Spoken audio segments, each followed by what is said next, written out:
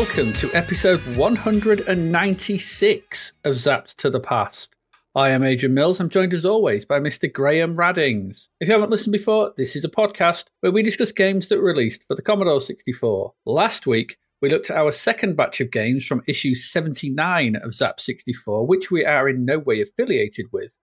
And we're given the runaround by the tiny sprites in rugby, the World Cup, wrestled monotonously in WWF, and had to purge ourselves after the horror of Pit Fighter. This week, we continue our look at the games in December 1991, along with what was also going on in the UK singles and albums chart in December 1991. Graham, as we edge ever closer to the yawning chasm of the Bread Bin Awards, is there anything this week that might trouble us for contention? December 1991 has arrived at long last. Time to dig out the fairy lights, unpack the 20-year-old tinsel, and prepare your waistlines for large quantities of poultry. An exciting time linguistically too. You can officially use terms like tis, deck and twas with no fear of ridicule or repercussion. So, in a month that also saw British Telecom finally wave goodbye to the last of those clunky rotary dial phone boxes. We head into our favourite C64 dimension and scoot around some 3D war-torn fields on missions to do tank-related stuff in the boomy Battle Command, and then adopt some unusual animal-like personas and explore a bunch of underground maze-like tunnels in an attempt to not get really angry with Round the Bend. This time of year always makes me think of mine and Adie's punk anthem, I Wanna Bite for Christmas, a classic that we only ever performed in my lounge, possibly to no one, or maybe just to Gary. Anyway, we may have to actually record it, I suppose, at some point for the podcast. Now, wouldn't that be a thing? So while you wonder what Adie's 50-year-old punk voice would sound like, we head underwater with our harpoons and flamethrowers, avoiding sharks and other aquatic arseholes on a quest to find Madam X's underground bases in Thunderjaws before finally adopting a whole different kind of game as we stack some fruit, cake slices and all sorts of things into neat lines and diagonals in an attempt to create blocks in Stack Up. Jingle bells, Batman smells and all that. It might be 1991, but are any of these games good for Christmas presents? Some might well be for those on the naughty list. Ooh, there's a question, isn't it? That's a good question. I know. Is there anything? No. But you never know. No. We don't know, actually. I don't want to, no spoilers, but no. No. I don't think any of these are going to be bread bin winners, but it doesn't mean that they'll be bread bin losers, though, does it? Although technically they are if they don't win. Well, true. They're just not in contention, but they're not in contention for the, there's bottom and good, isn't there, in bread bin? So if they're not contenders for any, then they're winners by not winning some. They're losers, if you know what I mean. Well, technically if they're second, they're just first loser, aren't they? I mean, that's the way it goes. That's the way of the world. Yeah, but if they don't win like the worst game award, then they're a winner in my book. And that, and I suppose, especially with the batch of games we've had to play for 1991, yes, I would wholeheartedly agree. That has not been... that is bottom of the barrel stuff. This isn't getting the apples off the tree here. If you don't, what is it he says in Untouchables? If you don't want to poison apple, don't, whatever he says. I'm doing a terrible Irish accent for reasons I can't explain. Oh, was that Irish? I'm not even sure. It's Dutch Irish, I think. yeah, absolutely. Pennsylvanian Dutch. Yeah, I think those apples have fallen from the tree and rotted well into the earth. Some of the ones we've had to deal with this year. Yeah, true enough. Do you know, I think I'm deriving my Irish accents. I've been watching The Gangs in New York recently. Oh, no. And I've been watching a lot of Daniel Day-Lewis movies. In fact, ironically, and in a really weird moment, which was over Sunday dinner, I broke out into the my straw in your drink part, which confused everybody at the dinner table, I have to say, because I thought it was hilarious. Then I realised nobody's seen that film but me or would get that reference. Not that it was a good reference anyway, but it was just, we were talking about rice pudding as well. I was like, I'm going to get my straw and stick it in your rice pudding. And I realised nobody knew what I was doing. So I just looked at these blank faces like, what the hell is he on about? Why is he doing that? Why is he just... It was weird. It was weird for everyone. I'm reminded of the scene where Richard Dreyfuss starts carving the mashed potato in Close Encounters of the Third Kind. Yeah, it was a bit like that. Where everyone's just, what's Dad doing? What's he doing? Yeah, it was weird. It was also, it was just a weird moment. It was like, I like to think it was a cozy family moment, but it scared the hell out of everybody, especially my wife, who has no frame of reference for that. So she just thought, why is he gone violently aggressive about rice pudding and drinking it with a straw, which he never does? Strange man. And you're also. I mean, Daniel Day-Lewis is a lunatic. He's a psychopath in that film. Yes, he is. Yeah, he's Bill Butcher, isn't he? Yeah, he absolutely is. And I thought it'd be fun. I don't know why I thought it'd be funny. I don't either. I reflected on it afterwards, like you do, and I was like, afterwards, I thought, not only did nobody'd seen the film but me, nor would anyone get that, because it's obviously There Will Be Blood, isn't it? So, and he is horrible in that as well. Yeah. Nobody'd seen it. Nobody would get it, and it's a weird thing to do, to just almost threaten somebody about that you're going to drink their rice pudding with a straw in a kind of aggressive sort of. It was weird. I felt like maybe I was just afterwards. I tried to explain it, and there's no explaining it. You can't. It's like I was just impersonating Daniel Day-Lewis, who in this film. What film? I've never seen it. Like, oh, okay, the moment's lost. And it wasn't funny anyway. I don't think the moment was ever there. The lesson learned, Adrian, is never impersonate Daniel Day-Lewis ever. That's at the dinner table, especially at the dinner table. No, exactly. Especially if you're going to think about, stealing rice pudding off somebody. But don't do it. Just don't. Don't do it. No. No. That's a lesson for life.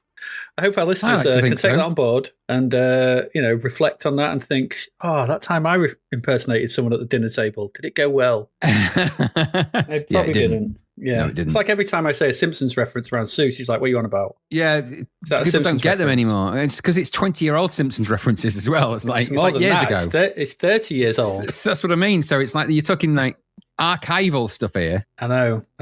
Yeah. Oh well, we are men. That's what we do. We are men. Yes, walk in the face of the earth and all that. Yes, we are. We're just simple men. We are. Anyway, should we get on with some games for this week? Sounds like a plan. It does sound like a plan. We have 4 to get through, as I'm sure you've already told the listeners. But let's get to the 4.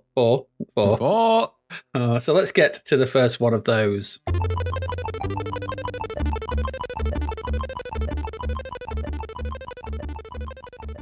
And Graham, it's over to you. Over to you it is to step into the battle command. Well, yes. Okay. I suppose I can do that. So this was a cartridge game for the C64. Late in the C64's life, these cartridges, aren't they?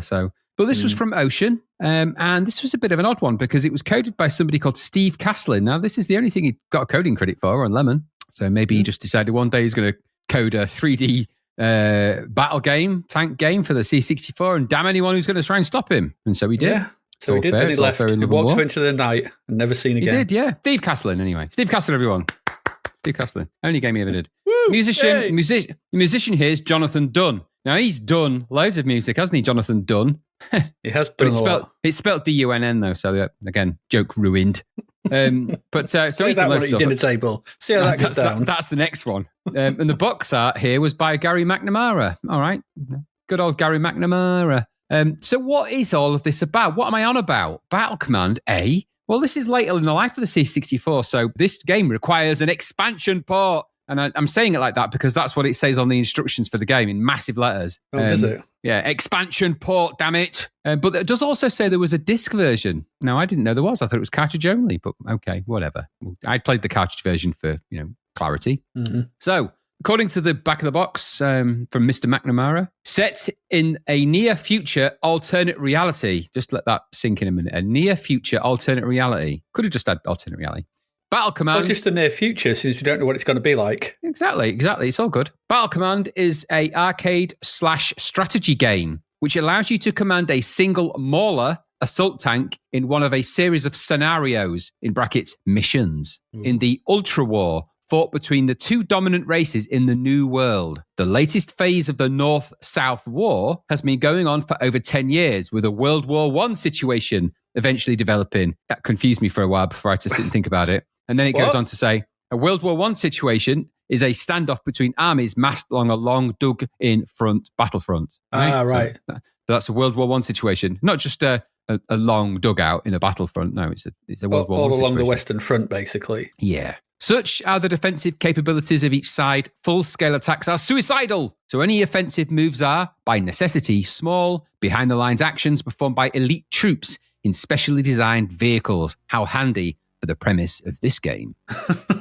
Yeah, it's very handy. Mauler is the latest such machine, an armoured fighting machine capable of being lifted in and out of hostile territory by a fast stealth chopper, the helicarrier, armed with the most advanced weaponry science can devise. Missiles and guns, really. Try reading through your first mission section in the instructions manual, the 30-page manual, to get the hang of how to play Battle Command. Above all, remember that you're fighting behind enemy lines on your own with only quick thinking and several millions of credits worth of military hardware to protect you. So that's credits.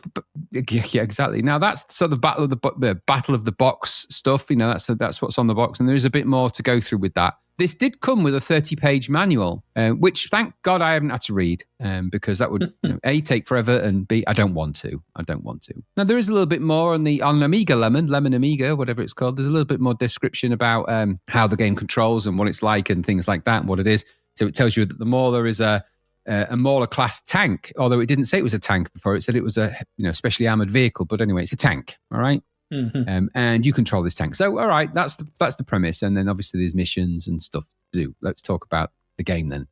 So 3D, Adrian, isn't it? 3D tanks, war in 3D, World War 3D, I think I'd like to call it. Okay. An unusually late entry for this kind of thing into the C64's ever-decreasing number of game releases at this time, and one coded by that relative newcomer. And on cartridge too. Heavy cartridge, chunky, heavy tank-ridden cartridges. I wonder if it was shaped like a tank. Now, 3D isn't a C64 strength, is it? We've proved it in tests. Hell, even basic maths operations like multiplying are a challenge for the old bread bin. Well, multiplication the way we know it, of course. In reality, there are ways, like using a shift and add algorithm, that's binary multiplication to you and me, or even using lookup tables. If you needed some speed and have some memory to spare, you could use unrolled loops, or indeed, self-modifying code. I digress. Given that moving 3D objects around requires fast arithmetic, probably a floating point, a GPU or frame buffer, and potentially pixel plotting, and a CPU that runs a little bit faster than the C64's, what would you call it, small, slow, minuscule 1 megahertz? One. Yeah. Can you imagine what teenagers today would say if you said you got to play that game and it's only going to work on a 1 megahertz machine? They'd laugh at you. They're all going to laugh at you. Anyway, it's a tall order to make it happen and wrap a playable game around it on a C64, isn't it? All of that. It's a big ask of the old bread bin, that. And that was the goal here, though, to make a variation of the old game Battlezone, I think, really, but filled in 3D graphics. And why not? We saw that with Encounter, this perspective in game design can work if you use a bit of visual trickery under your sleeve, or I don't know where the magicians keep their visual trickery these days. There's a decent opening salvo here as well, a nice-looking loading screen and some great music. That's always a good start, I think, when you get that. Sets the tone, right? And the music's pretty good for this, actually. I sat and listened to it for quite a bit. It's one of those ones that builds. Quite unusual for Mr. Dunn, but he's always, when he does turn in some really good thematic music, it comes out pretty good. In short order, a 3D model tank will be rotating merrily before your very eyes in a weird grey and purplish kind of dither. But I'll say this, for the C64, it ain't that bad. And remember, this is an 8-bit machine with 64K, and it does look like a tank. It's weirdly coloured and shaped, I'll grant you. But this is a tank of the future. Who knows what they were going to look like? Maybe they look like this. Who knows? And the irony is, I was recently watching a video about stealth vehicles, like obviously stealth fighters and things like that. And then some of these modern ships, the stealth ships, actually have started to look a little bit like this kind of, it's almost flat paneled shapes. They're not. They're sort of almost like vector. They're like 3D vector ships. They're weird looking things. Anyway. So after that, what follows are a series of selection screens for your mission and mission options. There's a nice look to these, I thought, very reminiscent of the kind of microprose style 3D games that we've seen in the past, like Stealth Fighter and things like that. There's even hints of Epic's games in there, I felt a little bit with these visuals, like Destroyer and things like that. You know, when you've got the selection screens where you're choosing your mission and those kind of sort of scenes, the graphics had a look of those things about them, I thought. So nothing too bad. To control and select menu items, you move your arrow pointer around using the joystick. It's actually not as bad as it sounds, that. It moves quite fast and the options are fairly clear and there's not loads of them, just the odd button here and there. So it kind of works into your advantage. You're not like, there's lots of minuscule things to click on or anything like that. Not really. On mission disc 1, apparently, there are 7 missions, which are Blaster, Missile, Hostage, Right Move, Satellite, River Raid, and Hideout. Okay? You can choose from any one of those, and I chose Blastem to start with because it was one at the top, and it seemed like it'd probably be the easiest one to get into. You can then move between the mission briefing, mission map, mission status, your current weapon stores, all looking suitably military, I thought, in the same kind of colour schemes, kind of greys and tones like that. In the stores, you can load up your tank with weapons up to a certain weight and even see them in rotating 3D. It looks pretty good as well, I thought. Looks the part, that. And there's a nice design feel to all of this. It all feels cohesive and there's a good cohesion to it. That's a good thing, because sometimes these parts can often be building up to something that's not quite the same. It's also quite arcade-like, and it succeeds in feeling less like a simulator and more like a battle game at this point, because it doesn't overwhelm you with lots of options, and this is how missiles work, and this is the detailed inner workings of a tank, and you don't get any of that with this. You don't really need it for this sort of game. And I suppose that's all the point, isn't it, really? So indeed, this is an arcade style action game rather than an out and out tank simulator. You'll probably want Steel Thunder maybe, or Desert or Arctic Fox for those kind of experiences. Maybe more the Steel Thunder and less the Arctic Desert Fox, but those, for an out and out tank simulation, that's probably the direction you want to go ahead. So not really sort of this one. I don't know, maybe a little, I don't know. But it's less about having a 90-page manual. It's more about having a 30-page manual. It's less about having lots and lots of keyboard commands and more about keeping them simpler and kind of a roll out and blast stuff kind of notion for this kind of game, which suits the kind of mentality of it. Anyway, you'll work your way through the various screens, getting the mission details and digging the vibes. And before long, you're in the cockpit of your tank and ready to blast some stuff. And I thought the view was pretty good too. Just to have a quick look over the various controls that we have at this point. Your battle command user interface has been designed to be as intuitive and flexible, this is from the manual, as possible, allowing you to choose between a combination of keyboard and joystick. That's from the Amiga, so it's actually your joystick on the C64, obviously, with the addition of a spacebar to select between states. You've got a different bunch of keyboard controls in here. So obviously you can use the function keys to change your different views. We'll talk about what the different views are a little bit in a moment. But also you've got other keys you can press, like N for night vision, B for binoculars, rear for rear view, H for helicarrier. The principal one you're going to want to use here is the number keys, which is where you would just choose your weapons. And remember that in the previous part, you've picked your weapons for rollout. So you can go through, put missiles, and you can choose where you have them. You've got 1, 2, 3, and 4, and you've got 1,000 kilos, I think. And you can choose which weapons ordnance you put in which position. And then when you play the game, 1, 2, 3, or 4 will select that weapon. Nice, straightforward, that. You've also got F1, which takes you back to the main tank view. F5, which is the briefing review. F3 is your damage screen. F7 is your auxiliary monitor screen as well. And you can also get things like night vision view, binoculars, rear view, and the view from the helicopter, and things like helicarrier and things like that. And again, all of these things are designed really to keep you sort of in the game space. But principally, you flip the controller with the joystick, and then using switches, you hit the spacebar. So your spacebar, you're controlling the tank. You press spacebar again, you can flick some of the switches and things like that on the display, or you can press the equivalent buttons. So it's up to you how you control it. But it keeps it nice and simple doing that. If you want to accelerate, you can push forwards on the joystick, left and right control, obviously left and right in terms of the rotation of your tank. So rotate left, rotate right, go forward. Fire button launches whatever weapon you've selected with keys 1 to 4 on your payload. You've only got a limited supply of the weapons in this game. You've got to be pretty prudent with them. You can't just go off on a wild frenzy firing missiles and guns and things everywhere, or laser beams, for example. You've got to think about that, because at some point, if you run out, you're going to be dead very quickly. Like I said, other than that, you've got those few other plans. You're basically going to live by probably the view of your damage and things like that, but also some of the other views. And then I didn't go to the later missions, I have to say. I only really played that first one, just for the sake of time. But I imagine that those views, like the night vision and some of those, become very important later down the line. Absolutely. So I don't doubt that they have a use. So to action, drive around the 3D-ish landscape. Green and blue with periodic 3D items in it, but 3D nonetheless. Your radar view will give you some basic details, controls to change the view and see any damage and check on progress. As you progress, you will take on damage and get warnings for incoming attacks. You'll also be able to fire your weapons at targets. Should you fire a missile, you get a kind of missile launch view where you can target the specific item. I quite like that about that. You can target it with the infrared or radar, depending on the missile. Pressing the F1 to F7 keys gets to those other views I already mentioned. And if you complete the mission, it's hooray, balloons, tea cakes, and party hats with maybe a drunken karaoke at the end of the night. Fail, and it's mission over and a wreck you used to call a tank. Okay, oh dear. Back to the start you go, and through all those options again. You can load and save your progress in this game. Should you make it any way you want to, you actually get like a code that it gives you when you get the mission. I think you have to finish the mission. I can't remember, but you get a code and you can input that code, and away you go. You can load and continue your progress. So I thought that was pretty good. Things move around at a slightly elevated pace in this game, I think it's fair to say. This isn't Driller, but then there is less on the screen than Driller. More often than not, this is a crosshair with the occasional tank or building in view. That's not to say it's bad for that, because you move around quite a bit. It's just not, I don't know, it's not like it's boring 3D objects shuffling around at 1 FPS either. So the game has a pace, not the fastest pace, but a pace. But it's by no means the worst thing we've ever seen on the C64 in terms of that. This ain't nowhere hard driving, that's for sure. This ain't no Southern Belle. No. The action does feel quite thick and fast, to be fair, or at least thick and dotty.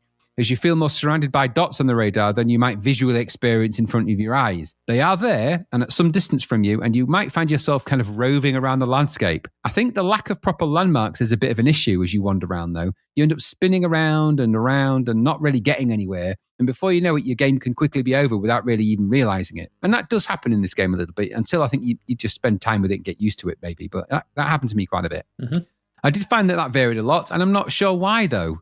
Sometimes I would seem to have quite a robust tank, and I'd be able to explore and seek out enemies and blow them up, which is quite satisfying in a kind of Tron tanks kind of way. Other times, you'd be mid-trundle and suddenly, boom, game over. I don't know. It was either a quirk of the game or a quirk of my game-playing ability. I think I'd opt for the latter, really, with this. I had a feeling there was more to the missions, to be fair, like I said, especially with having things like binoculars and night vision. I didn't use them, but my feeling was that things get a lot more intense. Certainly, there's night missions for a start. And I only really sort of would probably dip my toe in the mission water, really, because I only tried that first one. But no, that was enough C64 3D for me for one day. You know, I'd had enough by then. So to my thoughts then. And by the way, the graphics inside of the main game are all pretty good, I thought. Generally speaking, you've got quite a nice cockpit view when you start up the tank. I meant to say this earlier, and I don't know why I missed it, but you do get quite a nice cockpit view. Your weapons displays across the top of the screen, and so you 1, 2, 3, 4, and your weapons are at the top. And then if you select a weapon, it appears to the left of them. It's quite nice. It's quite a nice layout, all said and done. Actually, there's like a strip across the middle, which is the kind of the main viewport, which is kind of with your target reticule, and the 3D happens in that space. It's quite a big space, and it happens in there. There's some sort of markers and vectors and hills and bits of landscape in there as well. It's not all blank or anything like that. It's just perhaps not as landmarky as it perhaps could have been, for the sake of the FPS, I think. And then below that, there's the rest of your tank controls, really. That's where you've got your radar view, your 3 options for your different switches, the night vision and things like that. You've also got your speed indication, your compass pointers and things like that. It's all down at that point below. So you can always see where you're going, and you can even see damage indications on that display. And it's quite a nice display. It's nicely shaded. The graphics aren't actually terrible at all. All around the edges, and indeed throughout this game, the graphics are, I would think to say, reasonable. So my thoughts about all this then, what do I think? Because I'm not historically a fan of 3D games. It's certainly not on the C64. I get where people were coming from with Driller, but not for me. But anyway, there's things I actually liked here, and there's things I didn't like, which seems to be what I say about every game. Of course, we have the usual technical stuff with this. It's a 3D game, and it's marginally better in terms of frame rate than some of the others we've experienced. With these games, it is really all about the speed of the 3D to convey the motion and action. So while faster than 1 frame per second, we're far from the kind of speeds that make the game super enjoyable for me. But from a technical coding view, some nice things are happening in here. There's a nice and simple UI, like I said, maybe too simple, and the controls are reasonably intuitive, and a good conversion from 2 buttons and mice controllers from the other versions to a single button joystick and with spacebar. It works. The controls work. It wasn't too challenging either. Weapons were easy to select. View selected by function keys. Not too many keyboard controls. I was able to get in and on with things pretty quickly. I like that about this. It reminded me of Ace of Aces in that way. You could just, once you got through the brouhaha, you were into the game, different views, and you were away. And you're in the zone then. And that's what's important, isn't it? This is also a cartridge game, so there would be no awkward load times as such. That does make a big difference to this. So the action does feel more at the right pace overall. No waiting for loads between key presses. That was all good. I really liked that. It wasn't instantaneous, but it was fast enough for me not to be bothered by it. Yeah. And I quite like that. Remember that, I forget which game it was now, when every view was a load. It was like, oh, this is doing my head in. Was that the Epics one? Yeah, I think one of the Epics ones, yeah.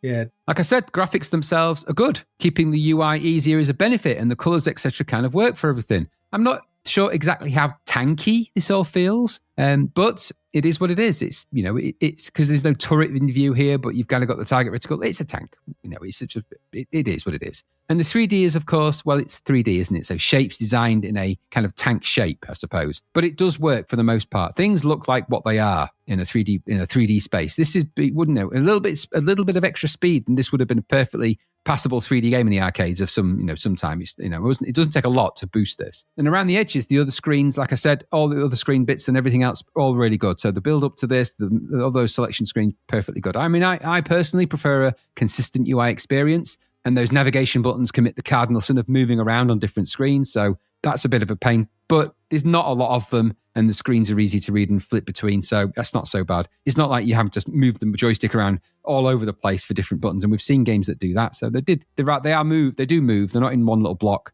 but at least they're not moving too much and there's not many of them. Sounds-wise, the opening music is really good, like I said, and the sound effects all feel suitably boomy with good use of the C64 filters, actually, inside of the game. So you do feel like this nice sort of echoey, boomy sounds. There's a tonal quality to that. The engine sound, again, okay, nothing annoying there.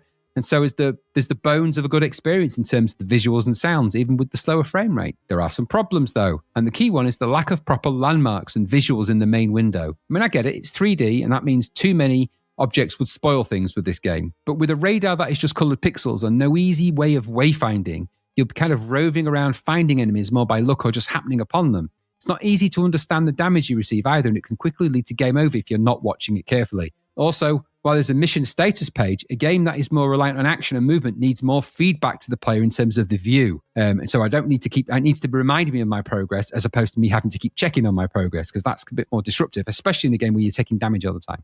You may be able to get further with this, for example. I mean, these are my gripes, but you might be able to get further with it just with more time spent on the game. But for me, I wasn't always sure I was heading in the right direction, in the right way, or even if I was doing the right things at certain points. That's just my kind of play style. But you know what? Things do happen, so it's not like it's boring because of that. And the mileage will vary on how exciting you find this kind of thing overall. The missions are interesting, but all resolved via tank-based negotiation. So it's a tank game, I guess, but the missions can feel a bit one note. Drive, shoot, avoid, drive around, avoid the buildings, go towards the dots, move away from the dots. The lack of any landscape scenery of any merit and objects plays sadly into that, as the view is not visually complex or compelling, and that does make things feel very green grass and blue sky with the occasional building and not a lot going on when there is actually quite a bit of battle movement going on. It's just all told out in the dots. So overall, I think this is a credible attempt, all said and done. It's certainly not the worst game like this on the C64. It's a bit of a throwback to earlier C64 games, and that kind of works to its advantage. But it falls into the all too common trap, doesn't it? Not quite strategic enough to be strategic sim, not quite action enough and action strategy to be enough of those things. It sort of falls in the cracks somewhere, and it tries to add those things to a fairly rudimentary game design, which is Battlezone. And the success with that is kind of limited a bit. Surprisingly, though, I didn't totally hate it, which is a bit of a first for me. In fact, I had quite a few goes on this. I thought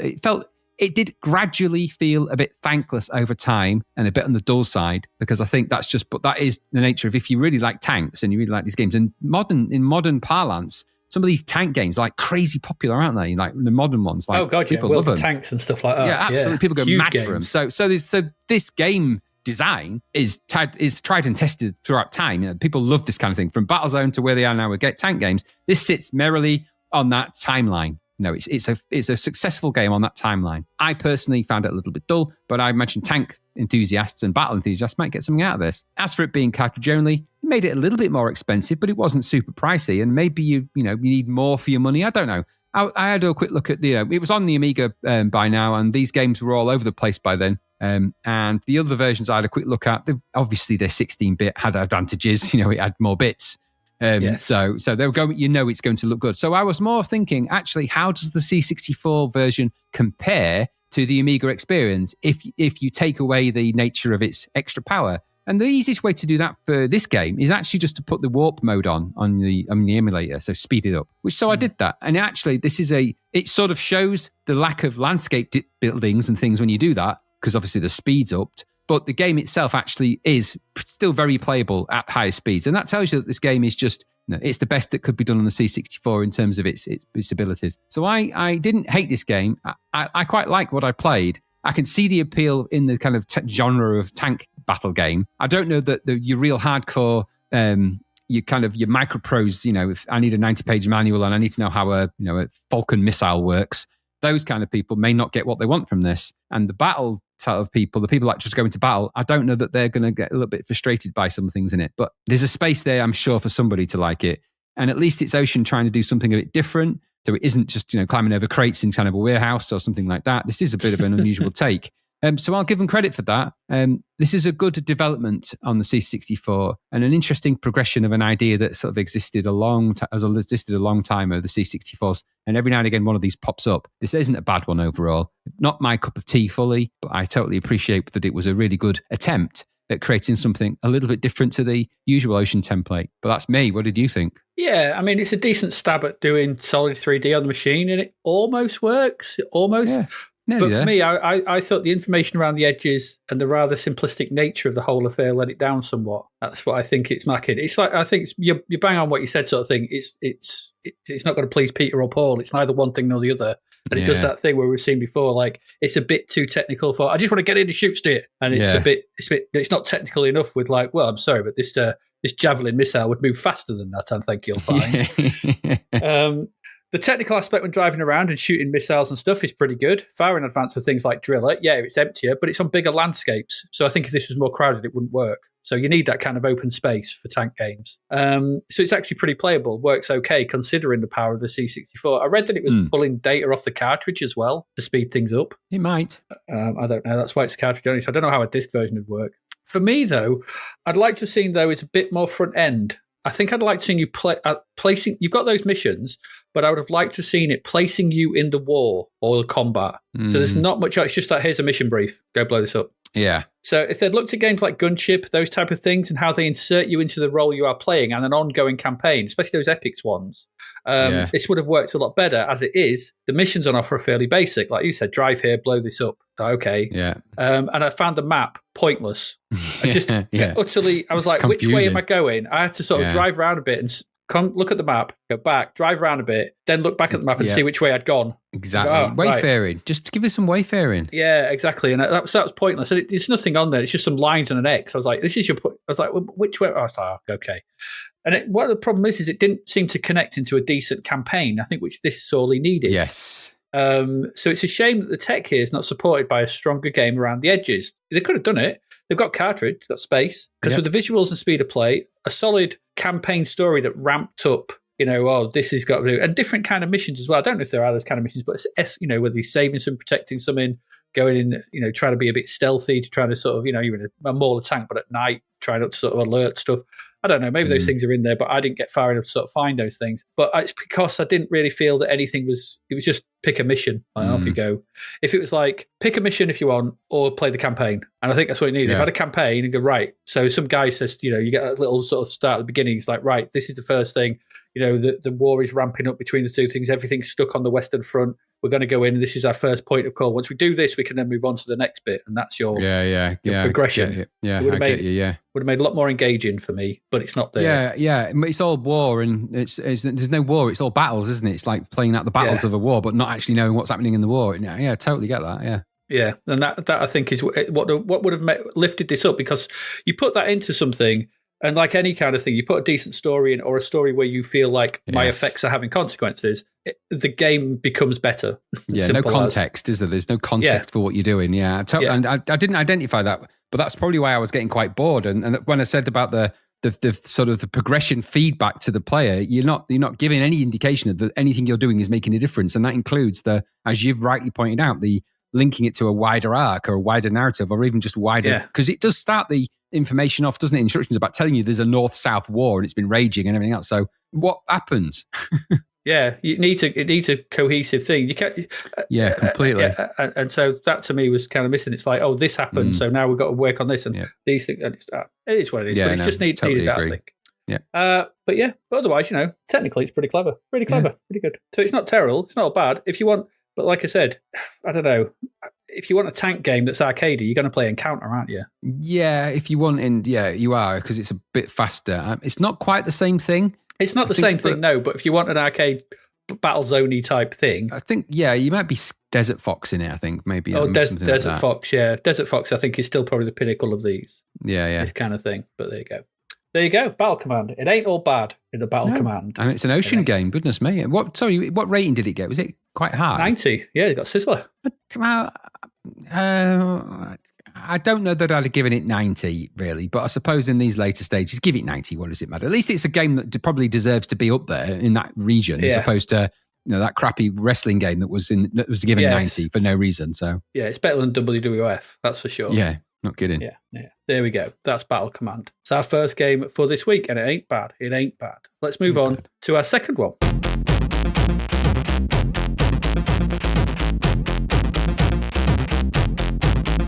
And here, we're heading round the bend, Graham. Round the bend. Ooh, okay.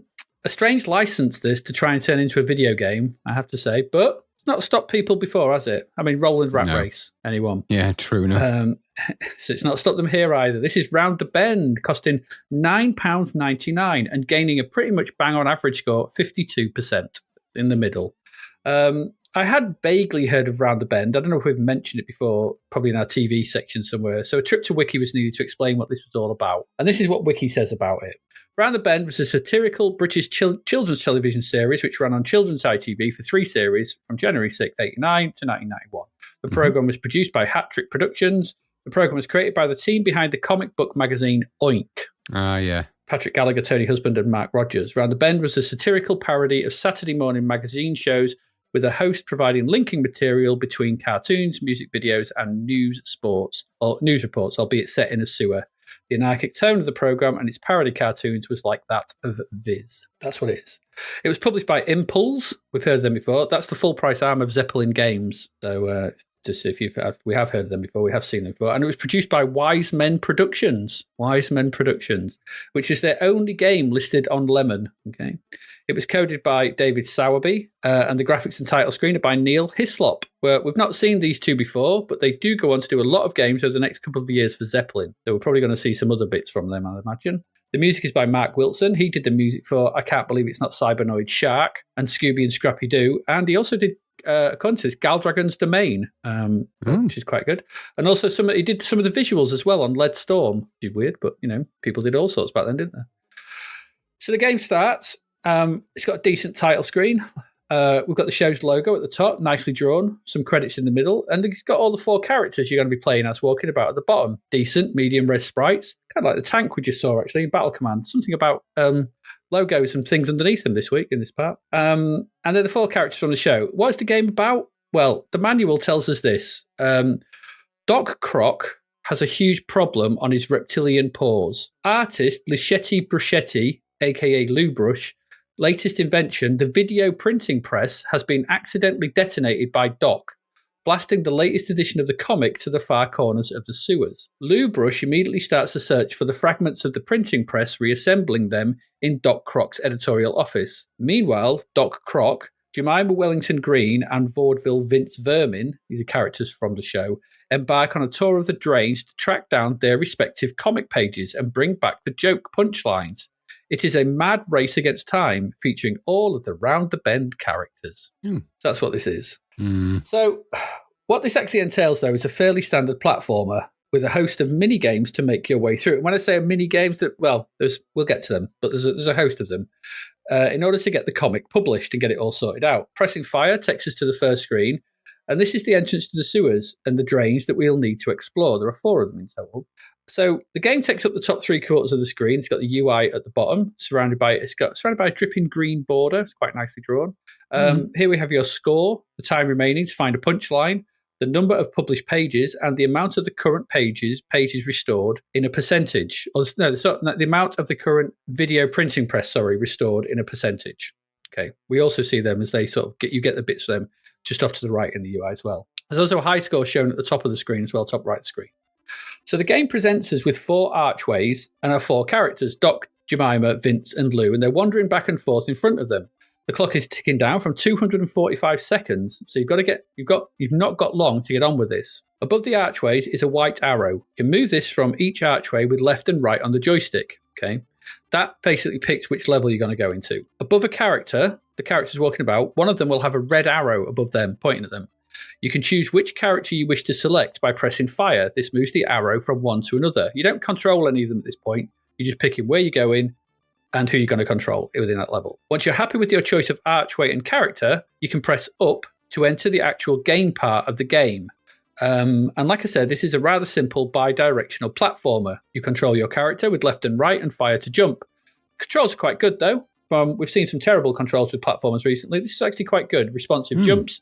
And you can control them in the air. And you can actually ascend onto platforms if you hit them mid-jump, rather than stopping dead in their tracks like we saw in that god-awful Ghosts and Goblins rip-off the other week. It plays pretty well, I thought. It's simple. It's very simple, but it's not too bad. Your goal here is twofold, though. So in the levels, there are comic pages. You just see them dotted about, and you make your way to these. So when standing over them If you're Doc Croc, Jemima Wellington Green, or Vaudeville Vince Vermin, one of those three, you make your way to one of the comic panels, and you push up to enter the comic. This switches to the mini game. And what this does, it presents you with a 3-level view of a comic page. So it's like panels at the top, panels in the middle, and panels across the bottom. So you've got these sort of three levels. Your character is in the top left of the screen, and you must make your way from the left of the screen, top left, across to the right. And then once you get to the right, it drops you down to the middle panels on the left. Get across to the right again, drops down to the bottom row. And then the bottom right, there's a big boxing glove, which represents the punchline. And that completes the page, should you make it to that. Okay. So the problem is there's 9 of these. You get an interstitial. If you collect it, I'll come to the sort of break in a bit. You get an interstitial. If you get to the punchline, you get a bonus from John Potato's News Round, which I think obviously a character from the show. And then you're back to the sewer's entrance to pick another character and another space to explore. If you do this as well, then your timer is reset back to 245 seconds. So that's your point. That's how you get your time back. You don't have to complete it all within 245 seconds.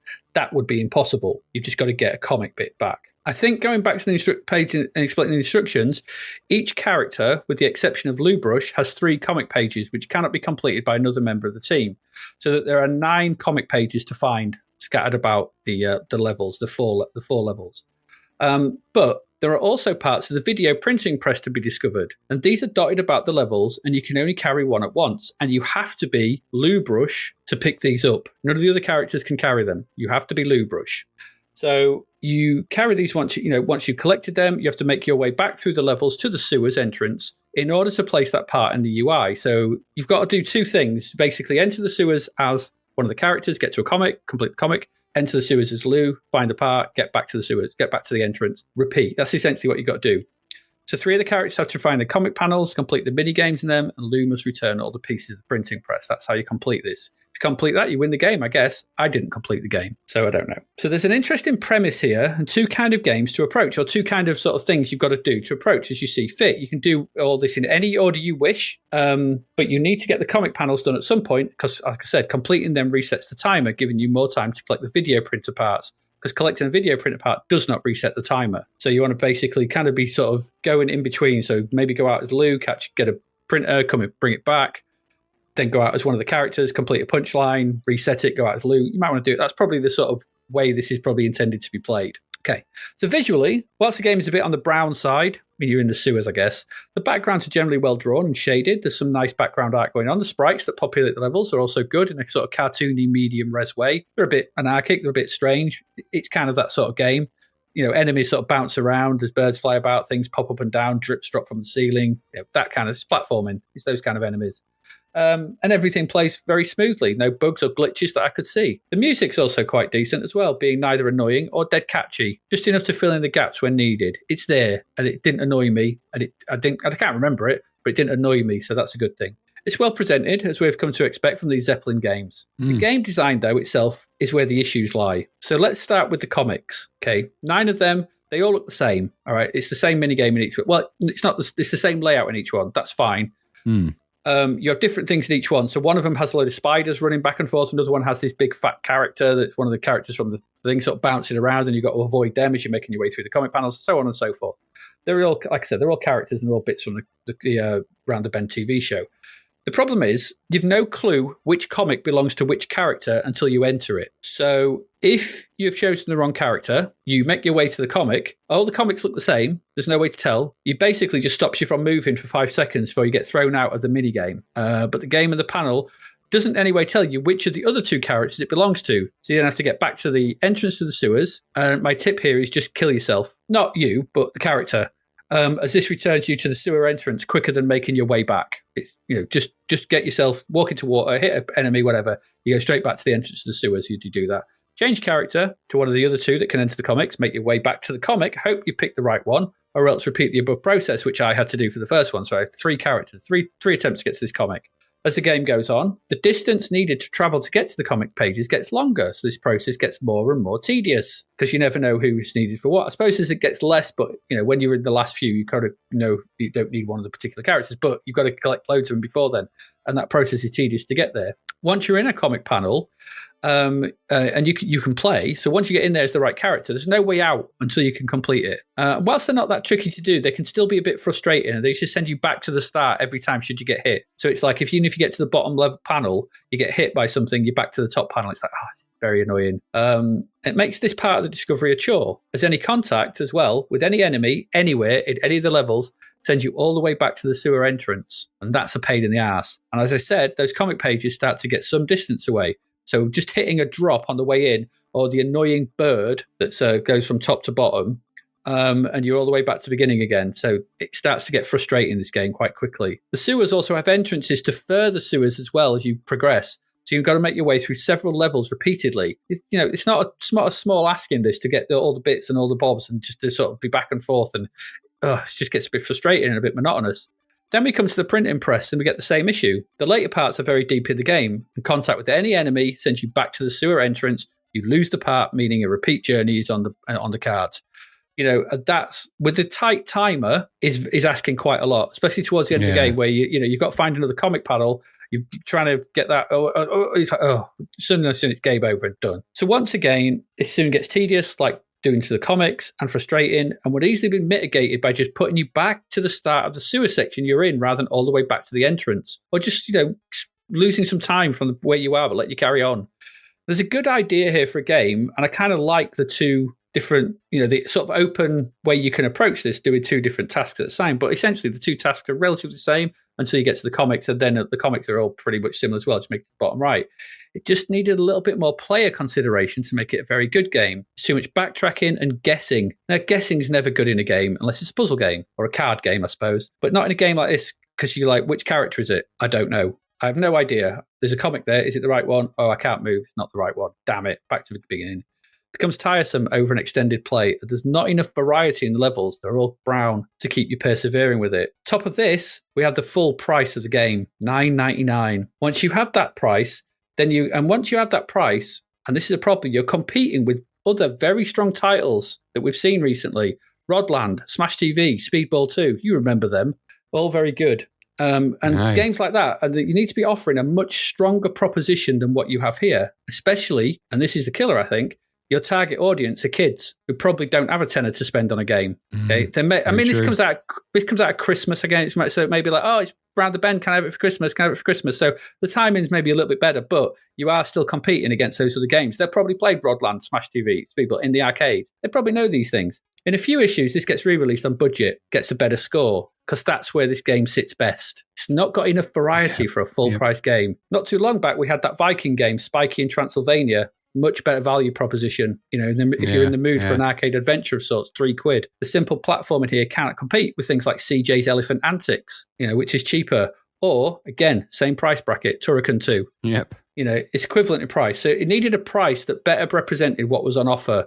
I guess it's a license. They had to pay for it, had to be full price. And, what its audience could afford. It's not a bad game, this. You'd forgive it more if it were in the budget range, but it isn't. You judge it at full price, and it's left wanting by far better games in that price range. I just think things like Guyana Sisters and all that lot are out in budget probably by now, or could be had, and they were ages old. So, you want a platformer, you're going to go that way, aren't you? 52% is about right when you take all that into consideration. It's not a bad game. It's badly priced, and it's just a bit monotonous, and it's budget. I didn't even mention, like I said, I did actually mention that bloody bat in the platform sections. That bat will make you no pain. Yes, it does. But, it's not terrible. It's just a bit monotonous and it's just wrongly priced. It's a budget game. It shouldn't be full price. That's what I thought. What about you? Yeah, I'm not going to add a lot more to that. I thought this looks and sounded great. And I actually had really high hopes going into this, thinking this has got all the makings of something that could be really, really good. And that sort of sells itself on that kind of notion. You think, actually, if this is like a 4-player game, maybe I can do 2-player. Your initial thoughts when you see it, 4-player, maybe I could be 2-player, maybe it's like a bit of a Mario type thing. All of those thoughts that go through your head, you think, actually, this has got the makings of something. The quality of the graphics and the animations and the characters are all good for this. Yeah, very. And I'm looking at this on a non-CRT. I imagine on a CRT, they're probably looking even better. It looks the part and sounds the part. It's all got that stuff going on. And then you start the game and the hateful experience of it begins. It does, because you walk forward, hit something, back to the selection screen you go. Go a bit further in, touch something, back to the sewer selection thing you go. And it's just grinding. Now, admittedly, you're not going to just keep wandering into stuff. But And you will quickly figure out, okay, then I need to move this, I need to move fairly quickly, and I need to be doing this. But it's all a little bit thankless when every time there's that punishing back you go. And that bat, like you said, will drive your saint to the sea. And I thought it was just such a stupid thing to do in a game like this. It's such a developer's error. Developers in games can get trapped into thinking that the thing they've done is great, and they're playing it and testing it all the time, and it works for them. And so, it's great. Everyone will love it. And I can tell you that this almost shouts hate at the player for that, because it's we've said it time and time again, and we've seen it happen so many times. Taking players back to anything other than a point of origin in a game, so back to a really silly start point, it's just frustrating. And it quickly becomes frustrating to think, I've got to go through all of that again, even as a different character in a different space. At some point, you're going to touch that, back you go. And it's like, this is just debilitating the gameplay. I want to get into this game, and you're making me get out of it all the time. Yep. And each time you do that, it takes you out of the game space a little bit more. And it's accumulative. It's not like you can just forget it. It's accumulative. Your hate starts to build like a bloody Sith. And by the end of it, you're full Darth Vader and you're killing younglings. And that ain't no good. You're going full round the bend. Exactly. So I thought I had really high hopes for this. Zeppelin are normally turning the goods. This looks the part, sounds great. But that gameplay just, and if you could persevere with it and maybe get and bypass that. But at some point, that is going to, you're going to touch something you didn't mean to. And I don't mean that in a rude way. And you are going to end up, at the entryway of those sewers, looking at those characters going, oh my gosh, I'm back here. And it is really, really frustrating, which is a great shame. I completely agree with you about the price. For $9.99, that shouldn't be. Simple as that. For $2.99, this is where this game lived. It's better than $1.99 budget. We're not Wing Commander territory here. But you're competing with CJ Elephant's antics and things like that. They were budget. Why couldn't this be budget? It's a TV license. It's a license obscura, though. No, and like you rightly point out, perhaps really the real killer blow here is that you're missing your target market so massively. It's crazy. You make this a pocket money game, kids would have bought into this. They might have even got past that hatefulness, and because kids are a lot more forgiving than I am. But make this a tenner, and you get. I started to feel V vibes, and by that I mean, I'm in a game and I'm not enjoying the experience when I feel like I probably should be. And I'm thinking, I'm taking this back to Boots and I'm going to tell them that the tape didn't load. Yeah, you're taking a magnet to this, aren't you? Yeah, it's like, this is going to be ready before the end of the day. So, no, it's such a shame because I quite liked what I saw, but it didn't live up to my expectations and it kind of missed the mark, which is the tragedy of it all. What was the score for this? 52%. It's probably actually about right, actually. It's not that it's 50% good. It's just not, there's 50% of the things in it are hateful, and it could drive you mad. So, yeah, what a shame. It's not quite there. Yeah, what a shame. Could have been a good one, but it's not. And so we're not going to flush it round the bend, but it's not far off at this price. No, you might find it there, though, or me, after trying to play that and getting sent back to that sewer for the 9 millionth time. Yeah, and then you move right by accident and go into the wrong one, so you have to come back out again, and you select the wrong character, and you're like, oh, God, which one is it? Oh, honestly, I was starting to hate leads to anger leads to the sewers. I was heading down the Sith road. I really was. Yeah. There we go. That's our first couple of games. They're mixed bag, but they're not terrible. They're just a bit, nearly games. Nearly there. We're going to go away, take a quick break, come back and see, well, there's not much music for December 1991, but we're going to have a look at it anyway. So please do stick with us.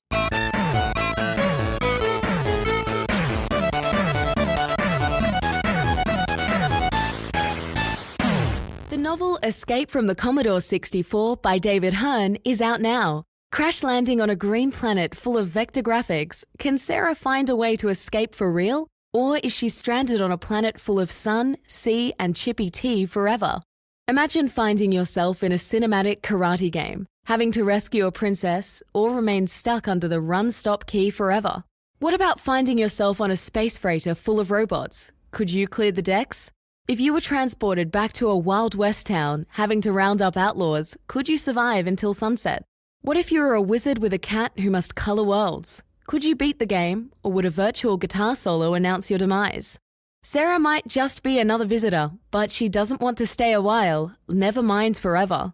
Available from Amazon and all good online retailers, discover if there's a way out in Escape from the Commodore 64. Visit davidhearnwriter.com to find out more.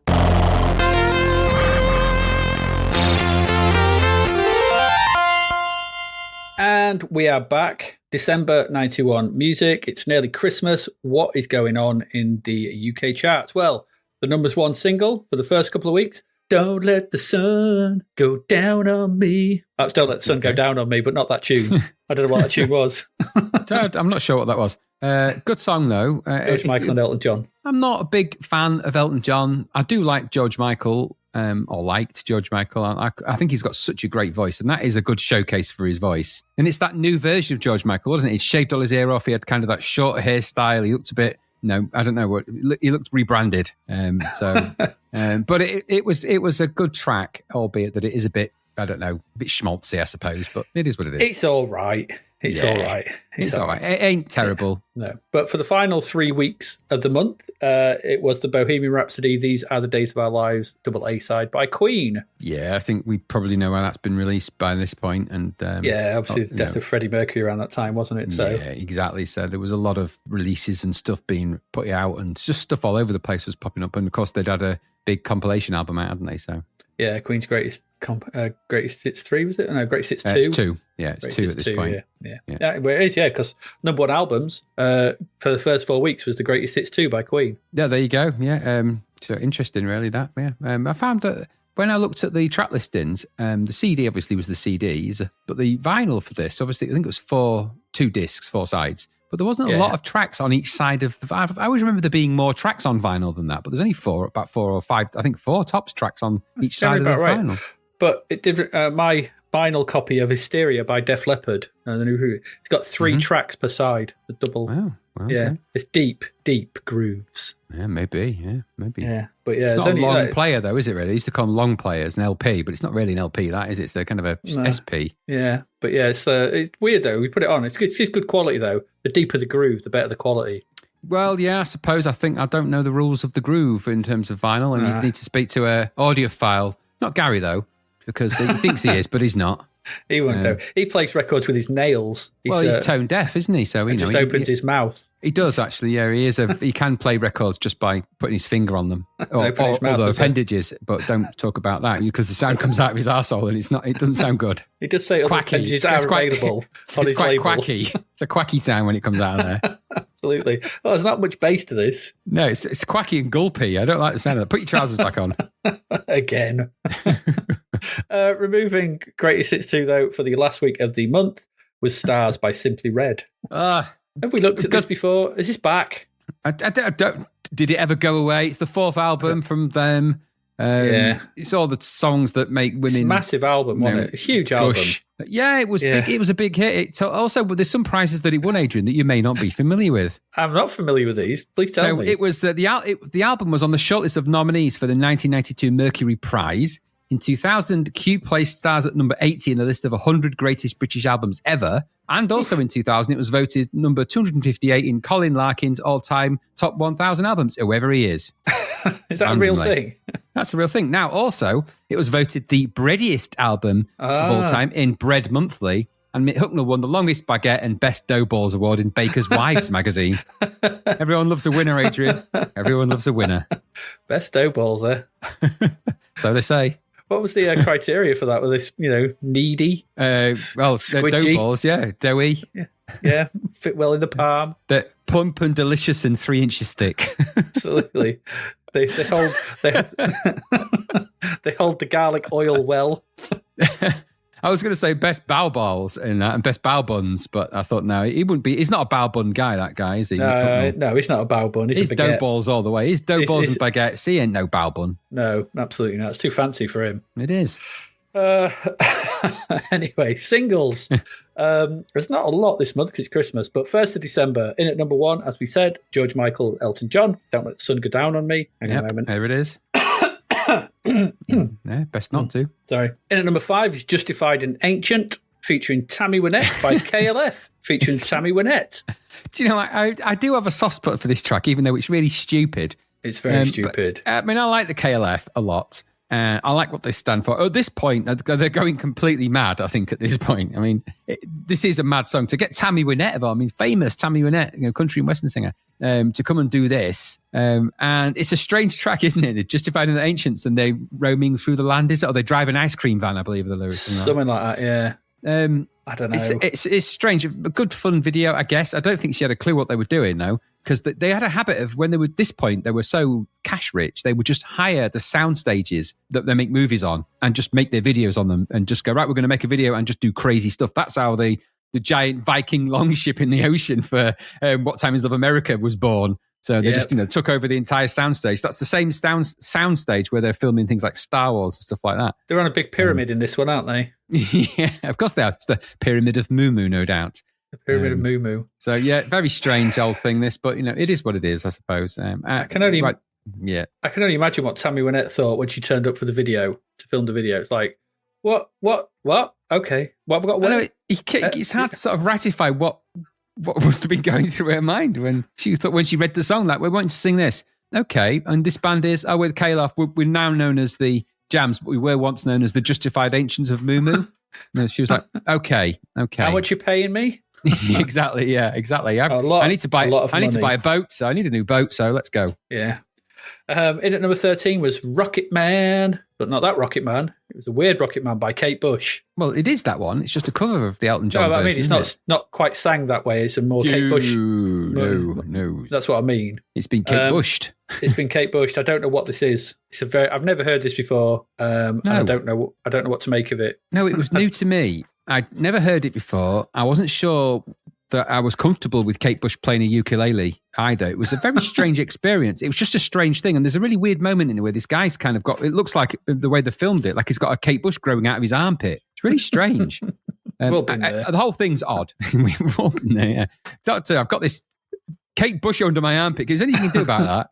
Anyway, but it is a strange old thing. I don't know where or how that would have chatted. I wonder sometimes if Kate Bush is just goofing about, saying, let's see if we can get something in the charts for a laugh. Because, she is eminently, an incredible musician and talent. So I don't get why this is even a thing. Maybe she just did it as a favour to Elton John. Like, I could do that. Yeah, I can do it weirder. In at number 14 is Driven by You by Brian May. Or you may know this by Driven by You, the Ford ad, which is what this was actually originally. Was this actually originally written for the Ford ad? I think it was, wasn't it? I don't think was it a song? Yeah, it was for the Ford advert. Yeah, it was for the Driven by You ad campaign for Ford. Everything we do is driven by you. Yeah, it was. And it was shown on that they had an extended advert, and they had an advert launch for this. This was in the time when you did a bit of this. So it was an exclusive advert launch. I think it was originally between the Coronation Street or something big like that. And it was a minute and just over a minute and I think 10 seconds. So double the normal advertising time, a lot longer than that. And it wasn't really advertising a specific car. It was advertising Ford, and they'd had a bit of a rebrand and they were having a bit of a boost after a bit of a slump in sales because obviously the people had got tired of the Sierras and the Orions. And so they needed to update things a little bit. Also, at the same time, trying to reach a new demographic of women drivers and things like that, because Ford were seen as kind of man cars at the time, and they were trying to reach out for that. Who better to get to represent that in the form of song than Brian May? Anyone, I would say. Yeah. Well, I mean, Brian May is an amazing guitarist. Fair play, and he's also a crazy good astronomer.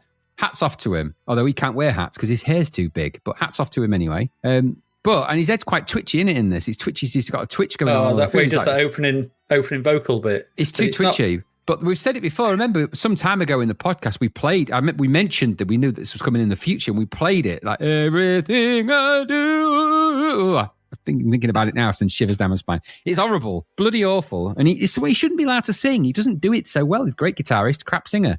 Freddie Mercury proved that in tests. So the video's crap, as you could imagine it would be. It's when it's not cars, it's just lots of uncomfortably close-up footage of Brian May twitching his head. And he's so twitchy, and when he twitches his head, that's a lot of hair to be moving around as well. Absolutely, yeah. I think he's been hanging around with Paul McCartney too much. He has, I think. They've got a bit of the old wobbleheads, haven't they? Anyway, not a great song, not a great video. And I say that, it's a passable song. It's not terrible, but it's bad when he does it. I think it's trite, but it's... I think the song Status Quo would have passed on. Yeah. Well, they would never have been able to do it because it doesn't follow their formula. No, that's true, actually. They couldn't play it. Can we play this in blues, whatever? No, you can't. And I wonder sometimes if it had the other members of Queen on it, because they often did do that, didn't they? So is that Roger Taylor on the drums, and is that what's his name on the bass? And I don't know, maybe it was them. There's an opening vocal bit that sounds like Freddie Mercury. No, that opening vocal bit is him. No. There's a sort of sound effect. There's a sound effect vocal just as the song gets going. That sounds like that's vocal effects. No, honestly, it's all Brian May. This. Oh, right, okay. And he sings a version of it live, and we mentioned it before on the Guitar Expo in '92. Go and watch that if you want to be terrified, because it's honestly, the beginning part of that is horrific. It's like it's discordant, and someone even screams at the end. Someone goes "ah!" at the end because it's that bad. Kid you not. There we go. And at number 15 is "Am I Right" by Erasure. I quite like that. Yeah, I thought this, right. I started listening to this. I wasn't familiar with it, but I thought this tonally reminded me of early Vince Clarke and Yazoo. Yeah, totally. Only you. Yeah, totally. I could hear this as a Yazoo song. Yeah, it's got that melodic phrasing that he has in Yazoo songs, and I think you're right, exactly right. So, and I quite like that about it. A decade on. It reminded me of another Erasure song as well. It has a very similar kind of. It's just that subtle. The melody that he sings doesn't necessarily go in the way you think it's going to go in terms of the notes you're expecting, and I quite like that about it. Yeah, it's an all right song. It's not bad. I can't say the same for number 21 though, because in number 21 is "We Should Be Together" by Cliff Richard. Well, it's Christmas, isn't it? So wheel out the Cliff Richard bloody attempt at Christmas number one. He's never going to get it with this. Never. No, not with them this lyrics. This is a pretty weak Christmas song anyway, because its sentiment's crazy. The lyrics are mental and the video's crap. This was not a good Cliff Richard entry into the pantheon, is it? The lyrics, Adrian, confused the hell out of me. We should be together for Christmas and be there with the ones we love. Okay, fair enough. That's nice. And not be far away. That's why they invented planes, so we could fly away. He rhymes away with away. And also as well, that sounds like he's saying like get on a plane and fly away from whoever you're with. Yeah, and it confused me because this isn't top level, top draw Cliff, is it? This is him. He's gone off the edge of a cliff, I think here. And then he says, "We could be here wild in our wishes." What does that even mean? With all the love that's in my heart, I want you to be here. That's why they invented trains. It's good to know that Isambard Kingdom Brunel, who, back in the 1800s, inventing trains and stuff. I mean, I don't know if he did, but I understand the desire and the sentiment a bit. But I'm pretty sure neither trains nor planes were invented specifically for some kind of seasonal computer transportation issue that you might have. Assuming you meant aeroplanes, of course, and not planes for woodworking. That is true. That is true. But as you've noted as well, I just want to say the video is done. He said it's a tad menacing at the beginning, isn't it? You've rightly noted out. He started talking into a phone, didn't he? Going, "I'm coming back for Christmas. Yeah, I'm getting on a train." And it reminded me of the Taken phone speech. I kept half expecting him to go, "I've got a certain set of skills, and I'm coming home for Christmas." Oh, I want to see that. I want to see a Cliff Richard Taken film. Come on, AI creators. Get on it. Yeah, what are you waiting for? You could do that with AI. If you could make an octopus turn into a cat, you can do that. It's a rubbish song, though. Really dreadful. It is. Why does it then fade in right at the beginning? It fades a picture of an oil rig. I don't know. I'm guessing that's the narrative, isn't it? There's this family that, surely he would be on a boat, not a train. If you got on a train from an oil rig, you're going to sink into the sea. Well, he gets on a helicopter in the video. That's not mentioned, is it? That's why they invented helicopters. Yeah, because they can't have that, Cliff. It doesn't rhyme. It doesn't flow properly. It's too many syllables. Sat there tapping a pen going, what rhymes with copter? Flopter? Blopter? Oh, God, what have I done? Chopped her. No, you can't chop her up. Yeah. Yeah, he went wrong. Cliff had a brain wrong, and this is what happened. It is. And no one told the guy who was making the video. We filmed loads of stuff at the oil rig. You go right about an oil rig. I didn't know if this song was aimed at the long-ignored market of oil rig workers. If anyone's going to find an untapped market, it's Cliff Richard. Well, yeah, they find untapped oil. I suppose he's going to find an untapped market. Hey, you're making a link there. You're making an unnecessary Cliff link. I like it. A clink. A cliff. That's like the Cliff Notes. You made a clink. I made a clink. I did. Colonel Clink. I'll assume one of his forms. I don't want to do that. That's horrible. In at number 22 is "Too Blind to See It" by Kim Sims. Yeah, have we had this song before? Well, it sounded remarkably similar. She becomes a very big singer in the kind of housey stuff. So you'll have heard Kim Sims. You'll have heard Kim Sims sing. That's not easy to say. That's not. But this was produced by Steve Silk Hurley, so housey guy, still, rock your body, whatever it was called, jack your body, house stuff, early 90s type stuff. Too blind to see it. You'll have heard this. And there was about 1 billion remixes of this, so you might not have even heard this version of it, which is probably why you think, have I heard this before? Because you probably heard a remix of it. There was hundreds of them. Yeah, probably. In at number 25 is Diamonds and Pearls, Prince of the New Power Generation. Yeah, I know you won't like that at all. Soppy arse. It is very soppy, but it's not as soppy as some of the songs that Prince comes out with. But Diamonds and Pearls is a great song off a good album as well, so it's good. I do like it. I do like it better than I like the Joseph Megamix, though, by Jason Donovan. From the second that started, I knew you'd hate it for many reasons, the least of which is one particular thing that was in it right from the start. It's got all the way through. Woo! Yeah. Why? Why? One thing to put off Joseph and his Amazing Dreamcoat soundtrack is woo, yeah. That's what you need. Take all the songs, mix them into one monotonous drivel. Where's this ever going to be played? Kids' parties, isn't it? And where's it going to be played? Who's playing that? No one. Jason Donovan's house, I guess. Well, I mean, the thing is, who wants a remix of it? Because the whole point of, it's like taking a really big stage show and just condensing it down into 10 minutes, isn't it? Don't go and see Madame Butterfly. No, just go and watch the remix version. It's 10 minutes long. You don't need to sit there for an hour and a half. Don't go and see any of these famous Mozart operas. Why would you do that? Just listen to this 10-minute remix. It's all of it condensed into one. It's a stupid thing to do. So, no, it's the whole purpose of that musical, if you like musicals, is to go and see the spectacle and the show and the story. If you condense the music out into 10 minutes, you're defeating the purpose and also stopping people from going to see the musical you're in, you stupid, dumb idiot. Get back in your Donovan. Yes, indeed. Number 33, if you thought that was weirdly bad. Oh, God.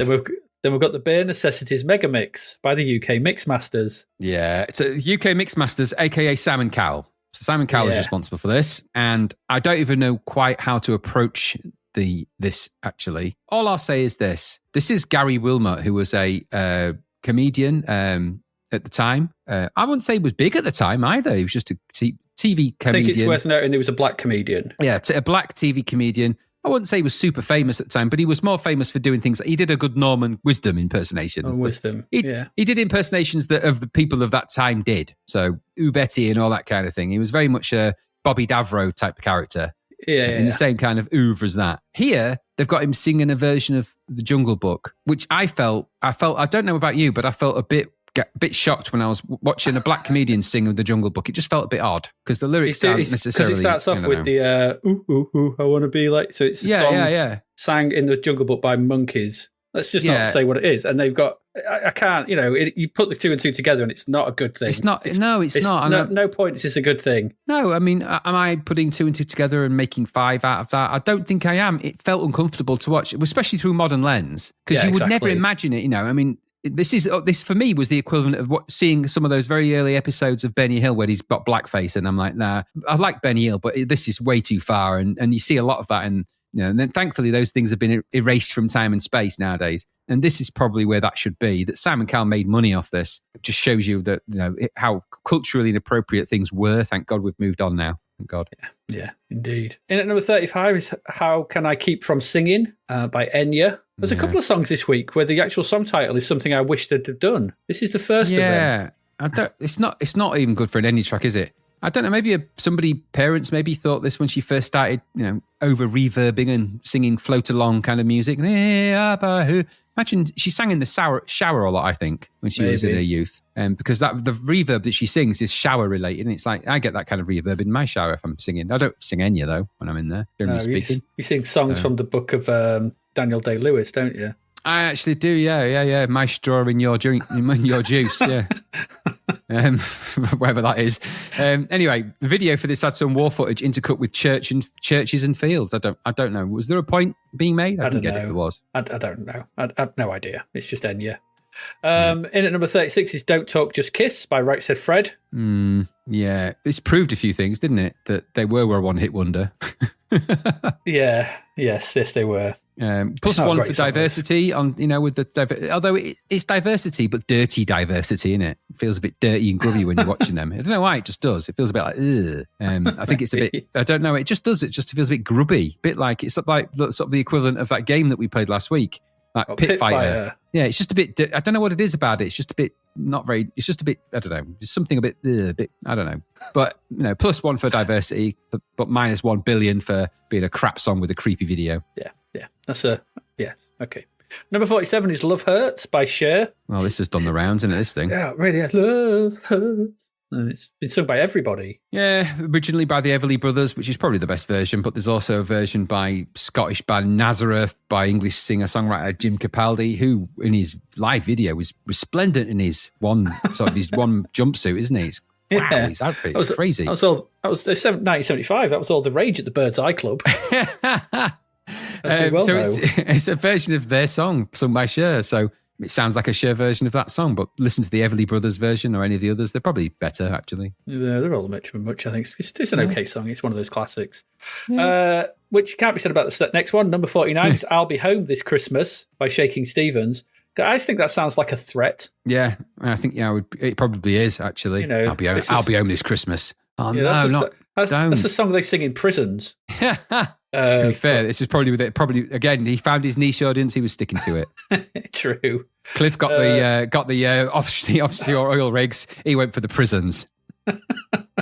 Shaky, the prison dollar. You haven't exploited that, mate. I know. If they peel like 1,000 spuds in a week, they might have enough to buy half a single. Exactly. Plus, so make it not offensive and don't put any hints and tips about breaking out of anything. And make it about going home at Christmas. I think that's what he did, didn't he? Followed the rules. I don't know. The face of Shaky is in this one, though, isn't it? Appearing over what look like disasters. It's kind of creepy.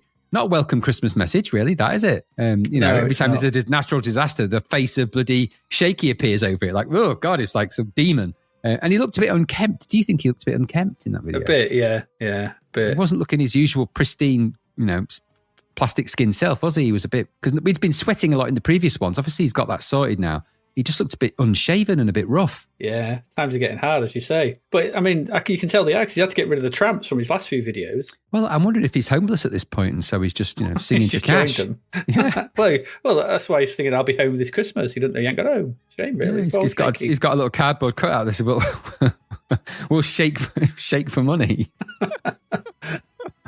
Maybe he does. I don't know. But anyway, it's not good. We'll happily live behind green door. But they showed up, didn't they? Both of them, Cliff and bloody Shaky. Like a pair of bad smells. How have they not done a duet together in all this time? I reckon they hate each other. I mean, Cliff, Shaky in the Shadows, that's waiting to be done.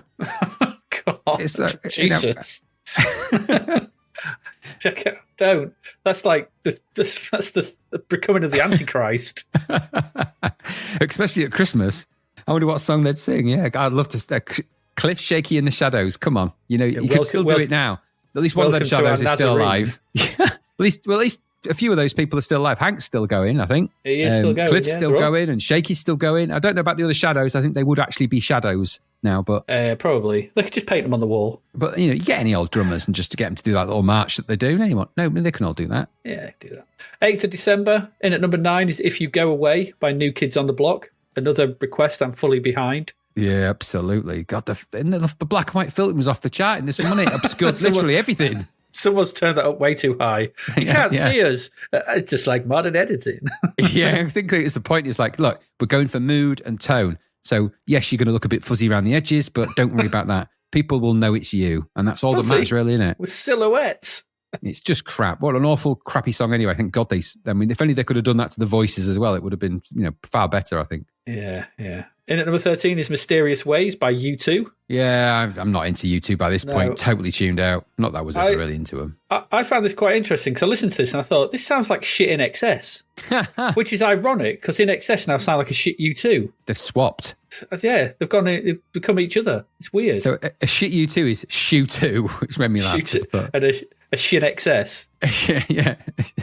But they have just flipped, haven't they? They've done a flipperoo. Yeah. So, and I think that's testament to the directions they were heading. U2 thought, we need to sound more like In Excess. They're having a good time. In Excess, we need to sound way more like U2. They're obviously having a good time. It went wrong on both counts. You're both dead wrong. The grass was not greener. Well, I suppose it was. They all made loads of money. But, well, yeah, somebody made money, didn't they? Yeah. In at number 31 is Cover From the Sky by Deacon Blue. More black and white. Yeah, it's meaningful. Meaningful, Greg. Yeah, very meaningful. Boring song, though, but meaningful. Yeah, at least El Smuggo singing this one, though. No, it's all the girl, isn't it? And, conversely, from the If You Go Away fudging of the screen, she's in crystal clear black and white vision. There's no mistake. The contrast button was bang on for that one.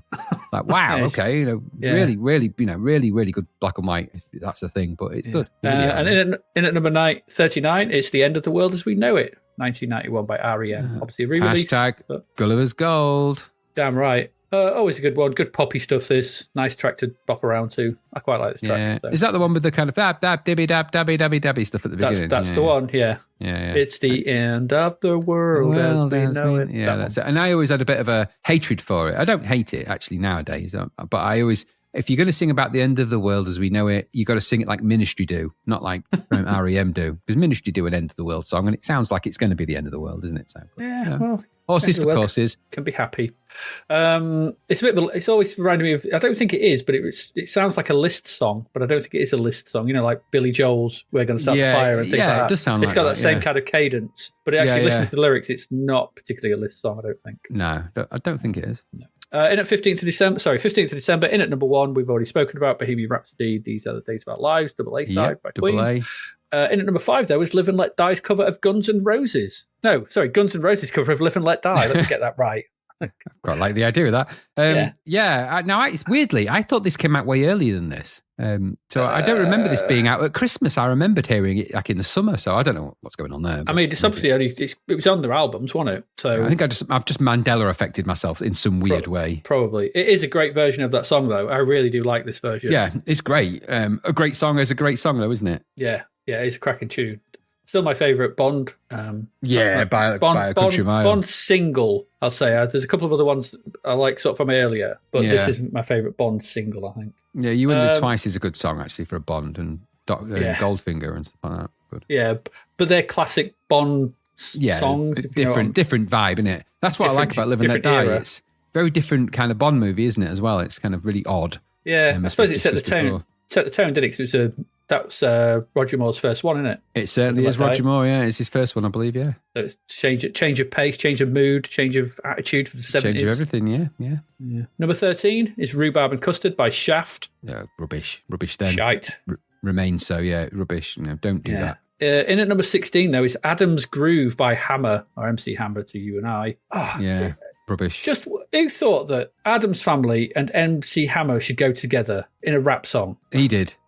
It's bankable book, man. It's bankable book. Same reason Bobby Brown turned up in Ghostbusters 2. Exactly. This is where marketing teams are now exploring synergy, isn't it? Brand synergies. And so, Hammer's a big star. He could sing from, Adam's Family. That's got kind of a rappy quality to it. Make that happen. And nobody stopped them. Should have been hit with an MC Hammer. But no, nobody thought to say, don't do that.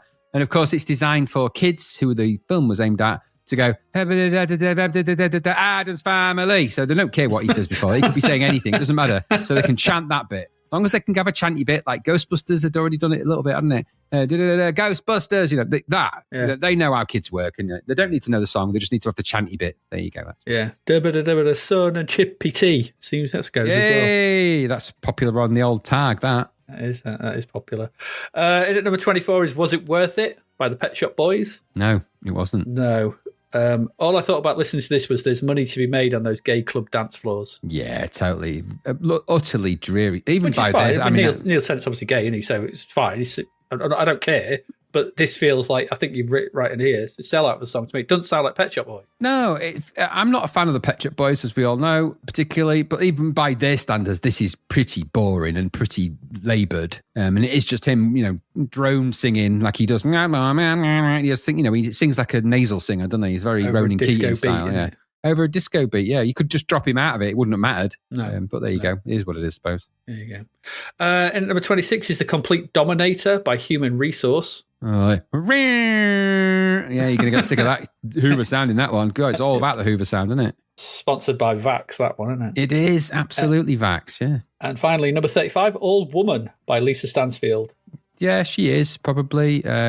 Usual sophisti-pop, wasn't it, from her? Nothing great. Yeah. Everything normal. Nothing to see here, I think is the best phrase you could say, right? Dull. Yeah, dull. Sad, but dull, yeah. Only new single out on 22nd of December was in at number 69 for now. It's Holding Out for a Hero, 1991 by Bonnie Tyler. I couldn't find any difference between the 1991 mix and the 1990. I don't think there is any difference. Version. I think this has just been re-released because it's on an advert or something. Going by the cover. It must have been an advert, yeah. Well, again, big adverts were coming out, so it's probably on Tetley Tea or something like that. What I never actually noticed, though, was just how much, because it's written by Jim Steinman, it is. And how much Jim Steinman ripped himself off for this song until I listened to Stark Raving Love. Yep. Because it's the same song. Yeah, exactly. Well, he had a formula and he was going to But it's bloody well not stick just a to formula, it. it's the same song. Yeah. It starts off with shocking, down.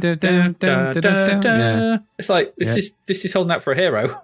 But I wonder if this was utilised in an Aero advert, holding up for an Aero, maybe. Quite possibly. Who knows? You don't see Aeros now, do you? Back then, the chunky Aero was just out, I think. So it might have been that. Oh, yeah. Oh, the chunky Aero. I used to love them. Mint ones, yeah. Mint chunky Aero. Bring them back. 29th of December. In at number 20 was Goodnight Girl by Wet, Wet, Wet. Oh, Wedding Dance Gold. Yeah.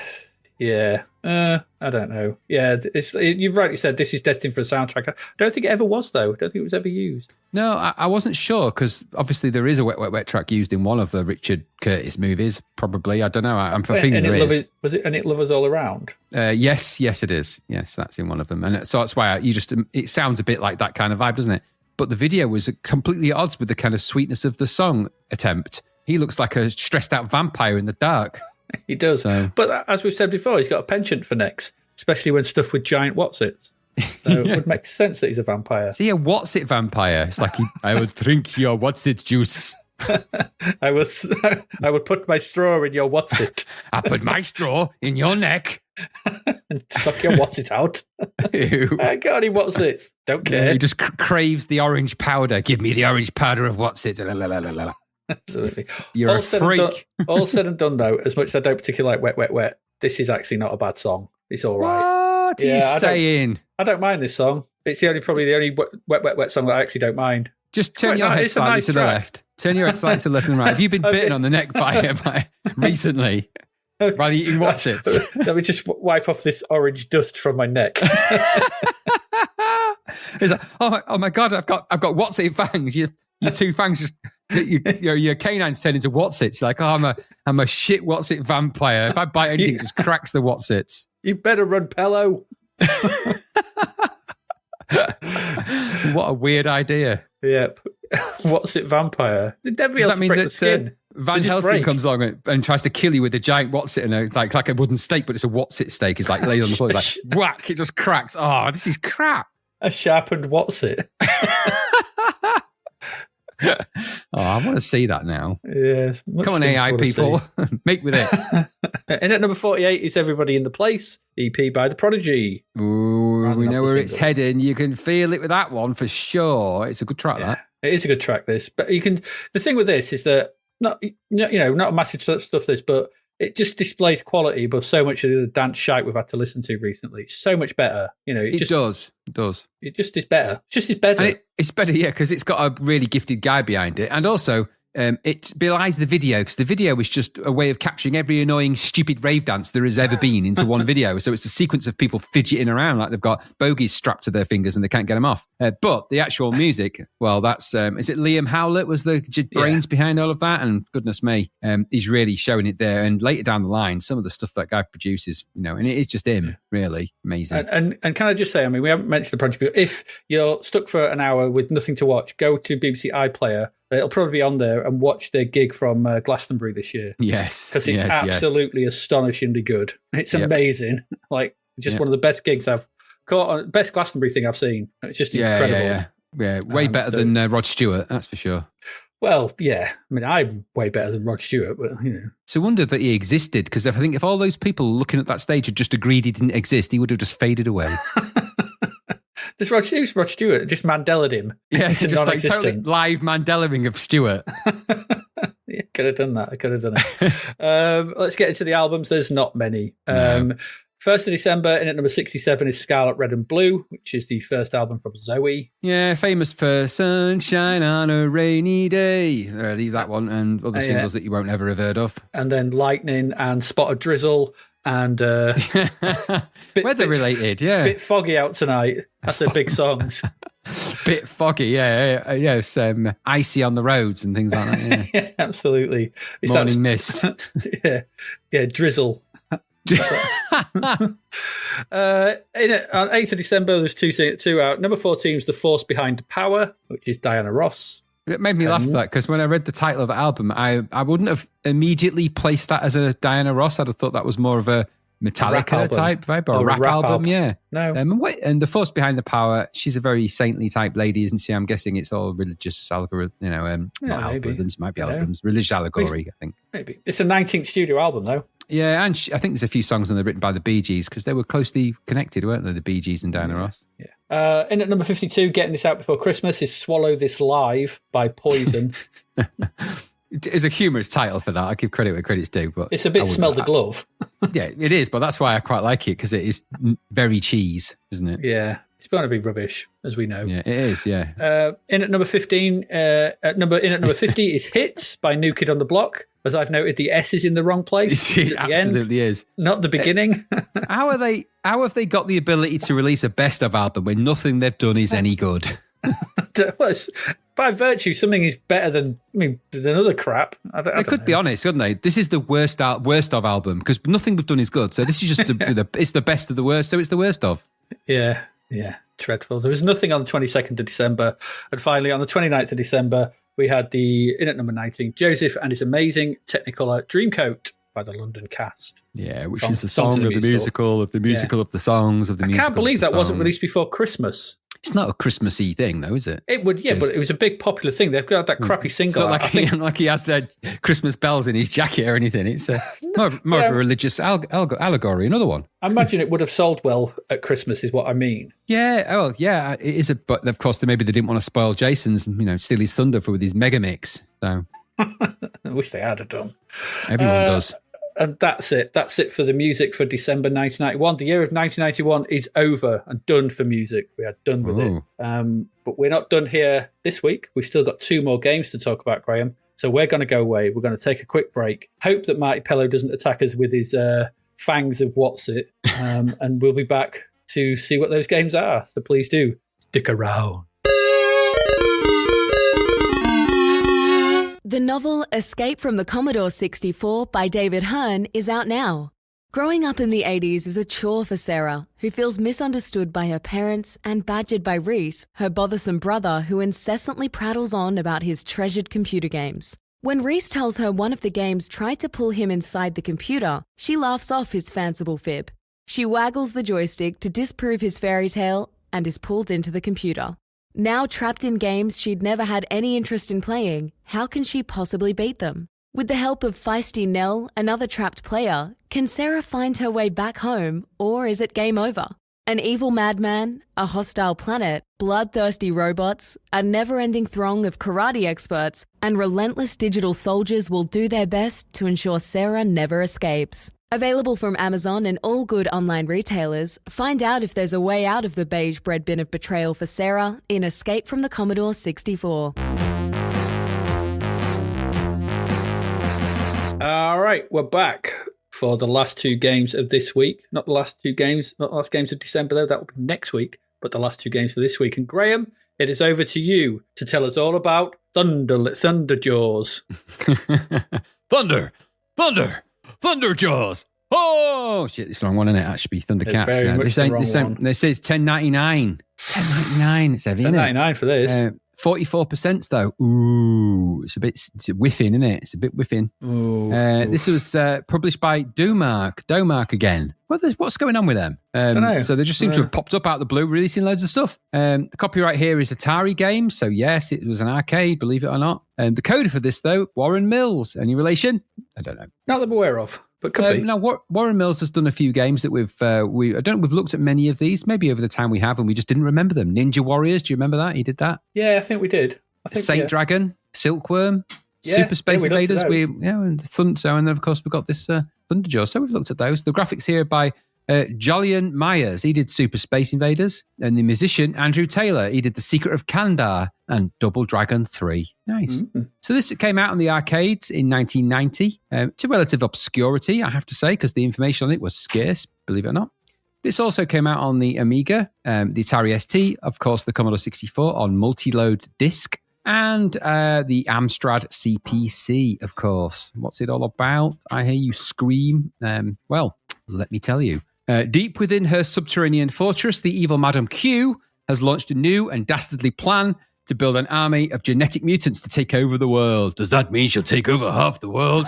All of the world, Adrian. All of it. All of it? You have been dispatched to infiltrate greedy. her defences. That sounds a bit rude. And thwart her insane plans. Along the way, you will encounter her guards both on land and underwater. Lizard women and half-human cyborgs patrol her island defences, while cybernetic sharks infest the surrounding waters. Use the weapons provided wisely and remember to pick up the weapons dropped by her guards. Reports of giant armored sharks are unconfirmed, but watch out. And so, in general guidance then, exactly. Thunderjaws is divided into two main sections, underwater and inside Madame Q's various bases. You must infiltrate each base in turn through underwater entrances and, once inside, make your way to the control room. Choose either 1 or 2 player mode, but remember Madame Q will dispatch more guards if there are 2 of you.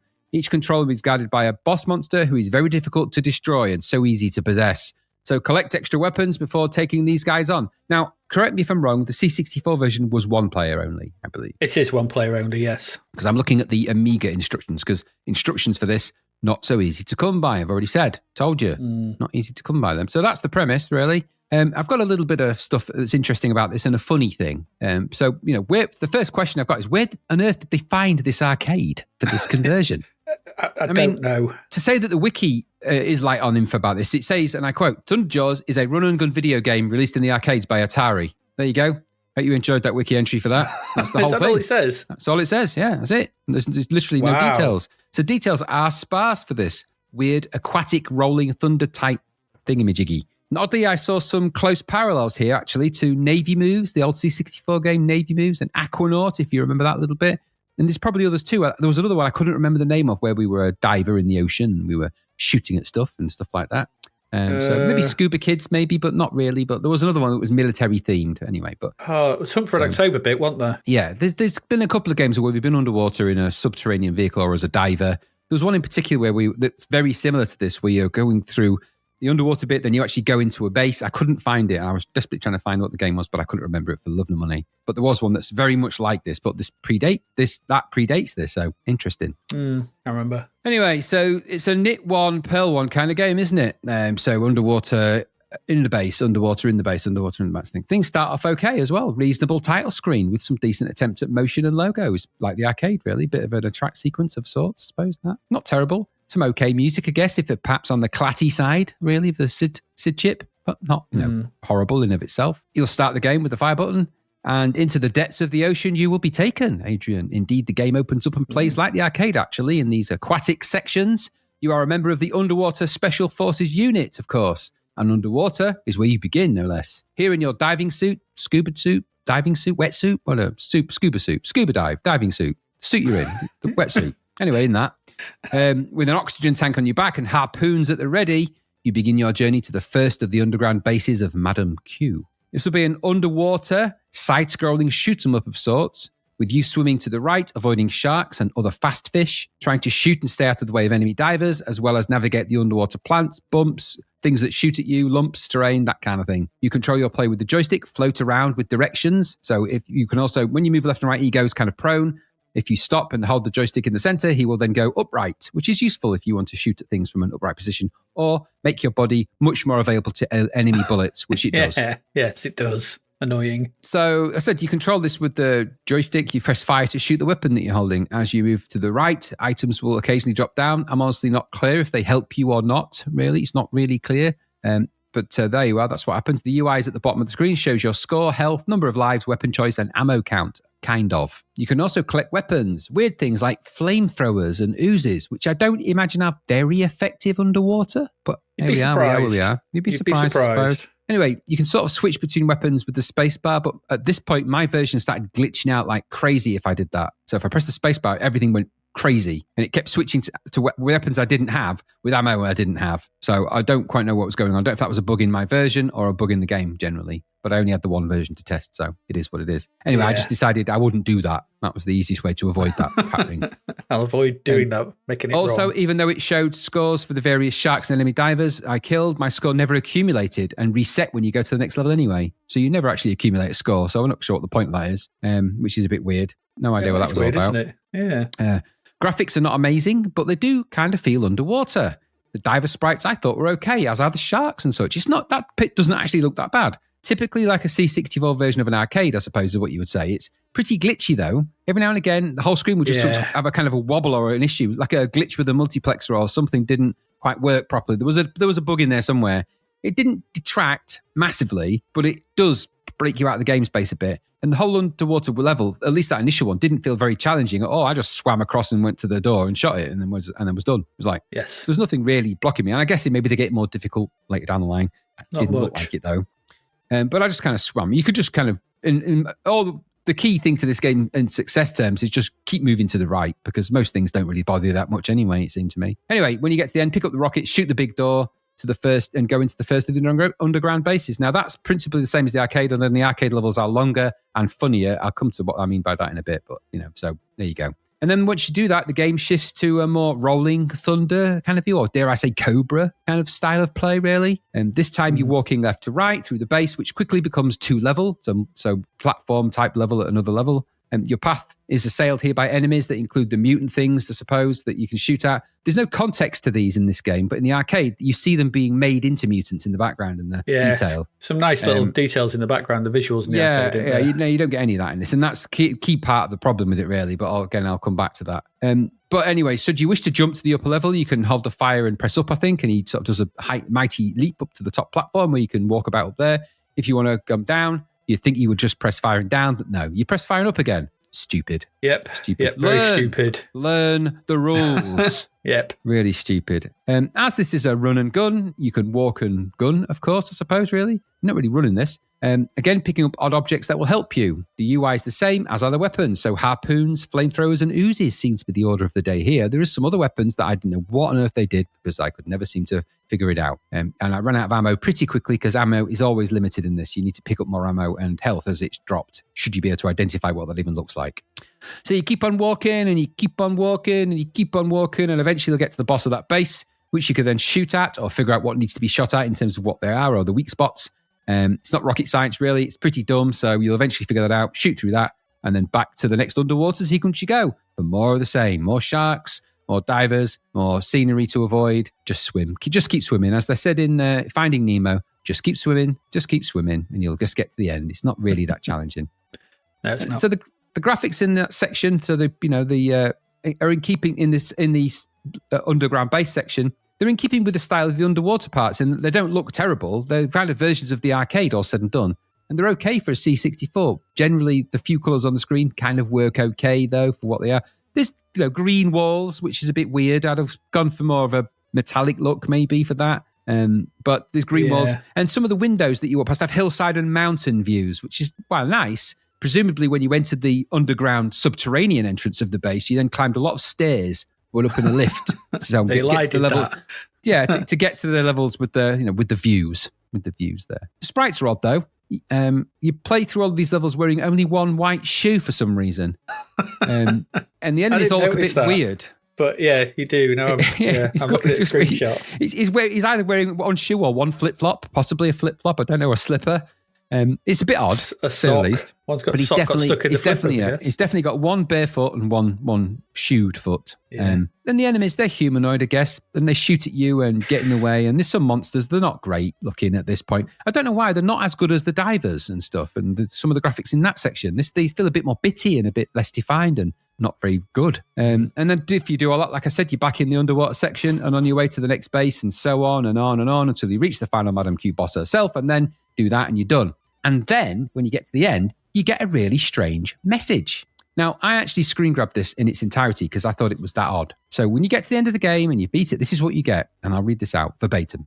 It says, so after a long and often bloody battle, Madame Q was utterly destroyed and her empire left in ruins. Their mission completed, Miller and Gomez returned to a hero's welcome, a massive party and a huge dry cleaning bill. History does not relate what happened to the denizens of Madame Q's empire, but it is known what happened to our two golden boys. Miller took early retirement and decided on a political career. God knows why. As far as he was concerned, a swing to the left was what happened when you forgot to talc the inside of your athletic support. After a disastrous campaign and a nasty incident involving a goat, a tennis racket, and a Dagenham girl the Dagenham Girl Pipers, he accidentally got himself voted president for life and subsequently faded into grateful obscurity. He was last seen sitting in a bar in Washington, loudly bemoaning the state of Bulabas production in Outer Mongolia. Gomez, however, can be counted as the luckier of the pair. He started a chain of shops selling llama spittoons to the conscienti in Peterborough. He became known far and wide for his fabulous parties where anything and everything were readily available. Soon he became a difficult man to approach, and the only ones that could really get close to him were the group of people known as the Peterborough set. To be a member of the set meant to have your finger on the pulse, to be at the crossroads of a happening scene, open to open your mind to new experiences and all those other Tydale cliches that aging hippies working for PR agencies pull out at the drop of a caftan. He later went on to marry the well-known beauty queen Ecstatica, and they had 4 children, Mosel, Damocles, Maxine and Aria. Gomez died some years later whilst taking his dog Spud for a walk over a cliff. I just thought that was really weird. What a weird way to end the game. It's really odd. Did they not think anyone would ever get there? Probably. Weird, isn't it? Really strange odd. that, yeah. Anyway, that's it. That's the end of the game. It's an odd thing, this game, really, overall. Classic example of something getting the C64 treatment, though. The arcade style of play is here, I guess. The main theme is there, and the levels and designs kind of follow the same notion. Swim, shoot, walk, shoot. The arcade was nothing too special or said and done, but it had the usual Atari sounds, speech in that kind of trapped in a bean tin style, doesn't it? Hey, what are you doing there? That kind of thing. It's really weird. Yeah. Quirky characters. Indeed, this game is really a bit of a fun poke at these kinds of games. It's not to be taken too seriously. It's kind of a tongue-in-cheek game for Atari. And fun, I guess, is the word for that. And in the arcade, maybe there's some of that to be had. Maybe. The C64 conversion, though, it's dry. Doesn't really capture the fun. Though they've tried to convey some of the arcade look and feel, the graphics sometimes are okay. The sound more basic than passable, but it is passable. The pace is average, and the game is more or less there in very loose spirit, but it doesn't look amazing overall, with odd colour choices. There's some decent sprites now and again, but there's also lots that aren't good, and they also include those terrible glitches and twitches and that weird lack of controls and weapons upgrading that makes any sense. It just kind of holds this all back. Add to that the general dreariness of it all. It's all a bit thankless without some kind of extra arcade firepower to play funny sounds and sequences. This doesn't have any of that. And so in the classic tradition of these things, by removing those necessary thematics from the arcade conversion altogether, you end up with the basic raw design, which is walking, swimming, avoiding, and shooting. And it all gets a bit dull and samey. There isn't a lot of variation between the levels. They're all more or less the same. They all look and play the same. Granted, later you get a little bit more variation in mutants, but you'll just avoid or shoot them in the same way as all the others. You pick up ammo or health and plod onward you go, just plodding on, regardless. It's a plod and shoot, really, like in any real depth, and most of the fun elements to keep you interested. Will you want to make it to the end? By the 3rd underwater level, my money is on no. I mean, I looked at the other versions, both the Atari and the ST, the Atari ST and the Amiga version suffered from massive slowdown problems on the underground levels, which more or less killed the gameplay dead on those formats. But they did have the humour and more of the humorous graphics. There's a lot more interstitials in the arcade that lead you into the Madame Q world, and this idea in the background you see these sort of bikini-clad women going in, and these dress-clad women going into these booths and getting turned into these monsters. And there's a lot of that in the arcade. It's tongue-in-cheek style. All of that's missing from the C64 version, though, so you don't get any of that. So because of that, it's a classic tale we've seen many times. An average arcade, once again, begets a below-average conversion to the C64. When you take away the bits of razzmatazz that are in it, all you're left with there is walking along and shooting at stuff, and that isn't in of itself exciting without the arcade firepower to back it up. My advice to you is go and play Midnight Resistance instead on the C64, because it's way better than this. If you want to run around enemy bases shooting at stuff, or maybe even Navy moves if you're feeling suicidal, but not this, because I don't think you're going to get much from it. What about you? Yeah, I'm pretty much exactly in agreement. Another case here of a not particularly good arcade game being made even worse when it's made the transition over to the C64. And as you said, and as I've noted here, the issue here is that other games have shown that this could have been far better. Midnight Resistance does the run and gun thing far better. Things like Turrican 1 and 2, Hawkeye, Flimbo's Quest, all those platforming, but they're run and gun and side. So the side-scrolling underwater bit, well, it's okay, I guess, but it's just another horizontal shooter. We've seen them underwater things before. It did remind me very much of that sequence in that Hunt for Red October arcade game, which was very, very similar. And we've seen, if you want left to right scrolling shooter, it's loads of them. The main issue with this, though, is that it's also slow and ploddy. Really ploddy swimming with no real threat, followed by ploddy walking along and shooting stuff with a weedy gun that does barely any damage in enemies that move faster than you, which are annoying and take too many hits to kill. All the interesting background visuals, if you noted, the arcade are gone. What we have here is pretty much a shit Rolling Thunder knockoff in those bits, with some aquatic nonsense thrown in to try and mask this. in the arcade, it's all, like you said, it's very much Atari having a bit of fun. Stripped of all that, you've not got anything much left here. Neither of the two parts work well on this machine. The intrusive loading is a pain in the ass as well. Very much being so. a multi-load. Thunderjaws, as far as I can make out, can kiss my thunder lips, as far as I'm concerned.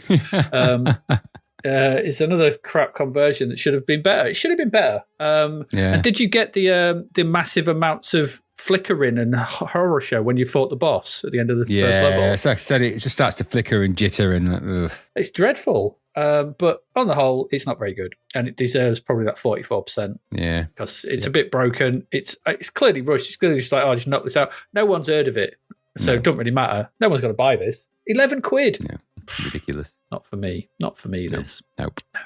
There we go. That's Thunderjaws. It's not very good. Let's move on to our last game of the week.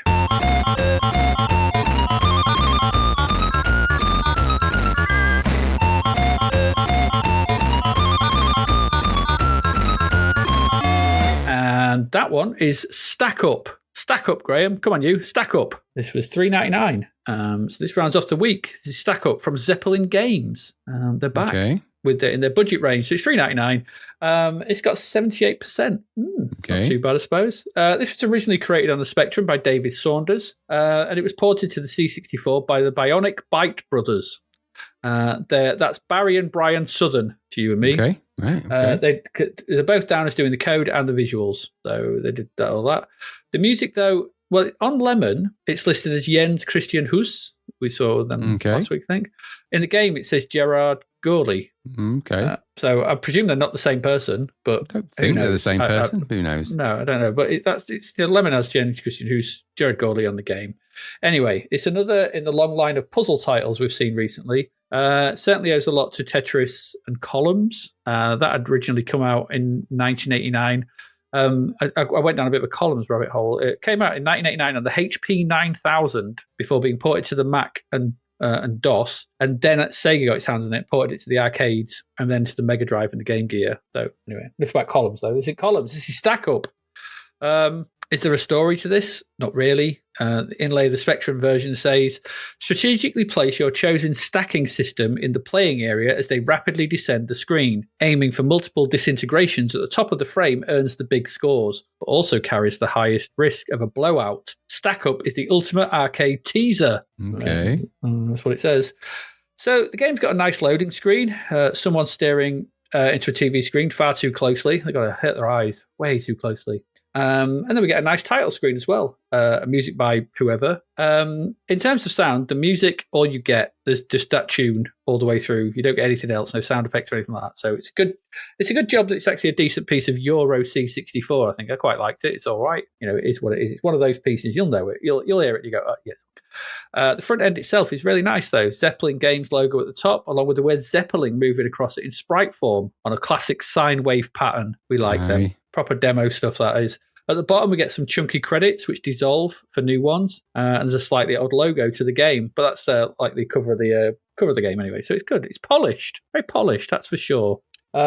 Which we see a lot in Zeppelin games, don't we? They've always got a polished front end and stuff. Yeah, true. Pressing fire starts the game, and we've got the option here to start at levels 1, 3, or 5. That doesn't seem like much of a difference, does it? No. By moving the joystick left or right. I recommend 1 at all times. Yes. You'll know why when I get to why in a moment. Pressing fire, this starts the game. So we're in familiar Tetris territory, so it seems, at first. In the center of the screen, we have empty space for blocks to fall into. This is an 11 high by 6 across grid. That's not a very big grid. That's not a big grid. And part of me wishes this had been a bit taller and a bit wider. But it is what it is. That's what you've got to play with, 11 by 6. On the left, with the UI, we've got your score, the present stage, and the number of rows left to get rid of. On the right, rows again, it says rows, but that's actually a misnomer. It's not rows. On the right, we have the current speed, the number of credits or lives remaining, and then the amount of each icon presently on screen. Why you need to know that, I don't know, but it tells you anyway. Immediately upon starting, though, combinations of 3 objects will start falling down the grid. So it's not really like, it's more like, this is where it becomes like Columns, not Tetris. So in my version, it was food. So there's 5 types, of 5 types of different types of food. There's sweets in wrappers, cake, bananas, donuts, and a glass of juice or wine or something. And they'll appear randomly. So you might get a cake or two cakes, two cakes and a donut, or a banana, a glass of juice, and a wrapper, sweetener wrapper. Could be in any formation. They'll just start falling, but you'll see what's coming next in the bottom left. So you can move them left and right across the play area, like you can in any of these Tetris kind of games. Move them press right. You can also press fire to swap their order around. So you move them around and sort of rotate them. So the one at the right goes to the left, the one on the left goes to the middle goes to the right, and you can keep doing that. So you want to put them in the order you want them to put them. And like I said, in the bottom left of the UI, there's the next set of 3 objects to fall. So you can plan where to put stuff, or try to plan anyway, because you've got a bit of foreknowledge of what's coming next. Once the objects hit the bottom, the next ones appear. Classic style of this kind of game. And again, you need to flip them as they fall and hopefully line similar objects up together. There's more to it, though, because as the objects fall, so if one of them hits an object, say you're building these and you've got a bit of a tower, so you've got one with 4 height and one with 2, and then there's empty space next to it. If the one in the middle hits the 4 height, the others on either side will they'll kind of break and they'll keep on falling until they hit where they are. And you can still swap them around, and you can't move them though at that point. I don't think you can anyway. So there is a bit of a greater level of tactical play than in Tetris, where as soon as one block hits a block, that entire falling block stops. This it kind of breaks, and the others sort of carry on downwards. Okay, so the aim of the game is to line 3 of the shapes, same shapes, either vertically, horizontally, or diagonally. So get 3 donuts in a line, diagonally, above or across, 3 whatever, anything. Doing so makes these objects disappear, and that's what gets down your number of rows. So it's not rows as in Tetris rows. It's more just groups of objects you've just got to get rid of, 3 or more. So that goes down. Everything above it will then drop down a space. It's classic, if you get a row of 3 across the middle, then everything above that will drop down. And then that will drop down into space gap created. If it's diagonal, they'll drop down into that. If that then creates new lines of 3, they disappear in a chain reaction. You build points, so on and so on. It's that kind of game. You're trying to get rid of the rows as quickly as you can to move on to the next one. When you've managed to clear the number of rows asked for, you move on to the next screen. There are 22 in total. If you pause the game by pressing F7, you can quit the game here, or you can actually change the shapes in the game. You've got 4 different types if you want, depending on what you want to play with. So you've got space type tiles with like planets and stuff like that. You've got traffic signs or weather symbols. Very strange, but depends what you like. Odd. Now, there's a lot to actually like here. The presentation of this is first class. The front end is great. The in-game elements are clear and easy to read. The layout of the screen is well done. There's a nice bas relief effect on the UI and everything around it and around the grid. It all looks really, really nice. It's done a great job in that.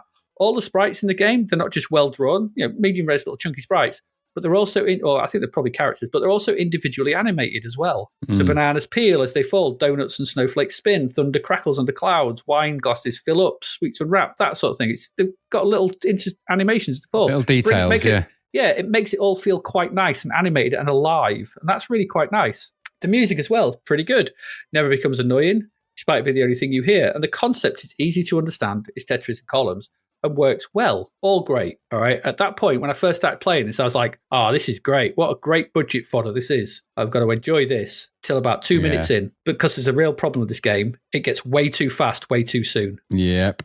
And that's a real problem. It starts off at a nice sedate pace. You're placing and swapping tiles, getting on fine. And there's a little bar in the top right. It's at speed. And it's slowly going up. And it just jumps up really quickly. Speed bar increases. The tiles start dropping a lot faster. Before you know it, it's mayhem, and you can barely keep up. And that's level 1. And you've got quite a lot to get rid of. And level 1 I'm talking about here, not level 5, level 10, level 1. Yeah. And this is exacerbated by that small grid. Because you've got 3 things dropping, there are always 3 tiles falling. It's only 6 wide. So every 2 drops fills up. A row is filled up. A full row is filled up, no matter what. And so the grid fills up way too quickly. Once the speed increases, the middle of the grid goes too fast to be able to do anything. Tiles are dropping too quick. You soon lose a life, and you're done. And that you're kind of done for at that point. I managed to get to level 4, only with some very lucky chain reactions that cleared the grid. I mean, it was just more luck than skill. It was just like, just moving stuff left and right sort of thing, because you can't do it. And I'd like to say it was skill, like I said, it's luck. And it's a bit of a shame, really, because there's loads more in this. The later levels mix things up. There's blocks already on screen. There's reverse controls. Only diagonals work, to get rid of tiles and sort of things and that kind of thing. So it mixes it up quite a lot as you go through this. You'll never get there, though, because it gets too punishing too fast. Okay, there's not much more to say about this. I started to play it. I was really enjoying it. Great visuals, nice music, Tetris column style gameplay, very enjoyable. I was like, oh, this is great. What a great budget title, like I said. Then the speed thing happened and it just ruined it. It. If that had been fixed, and the on-ramp to this had been a lot more smoother, the grid maybe had been bigger as well. Silver medal every day of the week, this. They say the same in that review. It's just so obvious that it's broken. That speed thing is it's just like, are you enjoying this? Bah, you're not anymore. Like, oh, yeah, absolutely. You need, if you're going to increase that speed, then you need a bigger play area. You need at least twice the play area, so 22 by 9, whatever. And then you could have sped it up, and then you'd been like, oh, good, moving about a bit. As it is, no.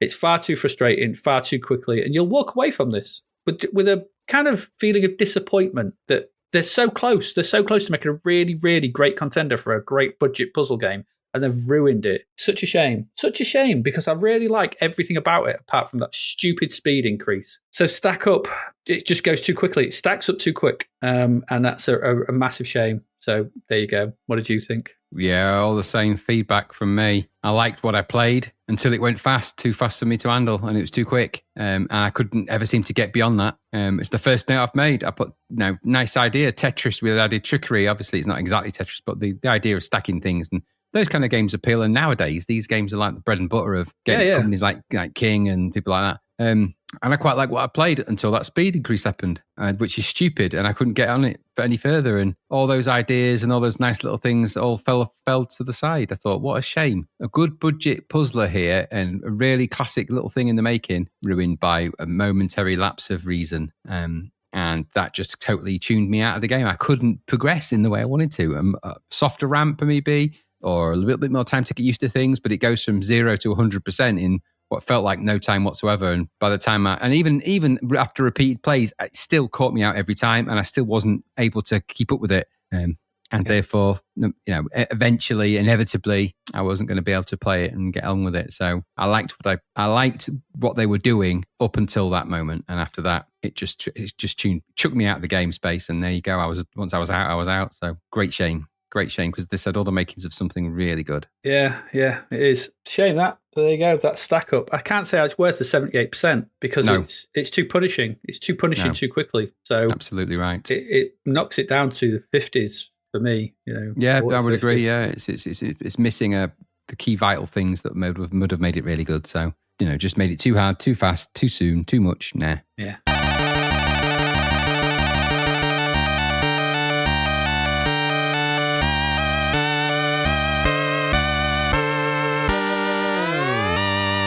And there we go. That is it for this week. That is our games done, and our third episode for November, December 1991. What did we look at this week? We looked at the technically impressive Battle Command, Graham. We looked at that, which is all right. Technically impressive. But neither one thing nor t'other, is it? Neither one thing nor t'other. No, it's just, we've seen it so many times before, but it's a good attempt. It's a better attempt than usual. Yeah, it's probably the pick of the week, I'd say. Yeah, I think that's fair. I think so. Round the Bend, which again, so close, but bad design. Yeah. Bad design choices. Stupid design choice. That's 2, isn't it? 2 for 2 in this, but yeah. Yeah, both by Zeppelin. Yeah, Thunderjaws, which was a bad conversion of a bad arcade. Yeah. Neither great. Never going to be any good, really. No. And Stack Up, which is disappointing because it's stupidly fast. Yep. So there you go. If you want us to keep, carry on, and you want to come and join us in our last halcyon days of doing Zapped to Pass, because we've still got a year left. Yeah, it's not over yet. No, we've got a Patreon, obviously, at patreon.com/Zapped to the Pass. Come along, join that for way less than the price of a pint of beer these days. And you get the episodes ad-free and early, access to Discord. If you join us now, you've still got time and space to get into the episode 200 shenanigans, whatever's going on with that. So that's coming up. And obviously, if you sign up now as well, we haven't done the bread bins yet, so you could get involved in them as well. Absolutely. The bread bin awards, ask the podcast where we do all that sort of thing, and get discounts at the shop. We've already seen David Hearn sporting the Lave to the Dizzo t-shirt. He has. What a hero. Might find he looks in that too. Absolutely. It's a winning style. You might have to explain it to everybody, but it's a winning style. It's like you at the dinner table. You might need to explain it, but... Yeah, you'll have more success with that T-shirt than I did with that joke, I hope. Probably.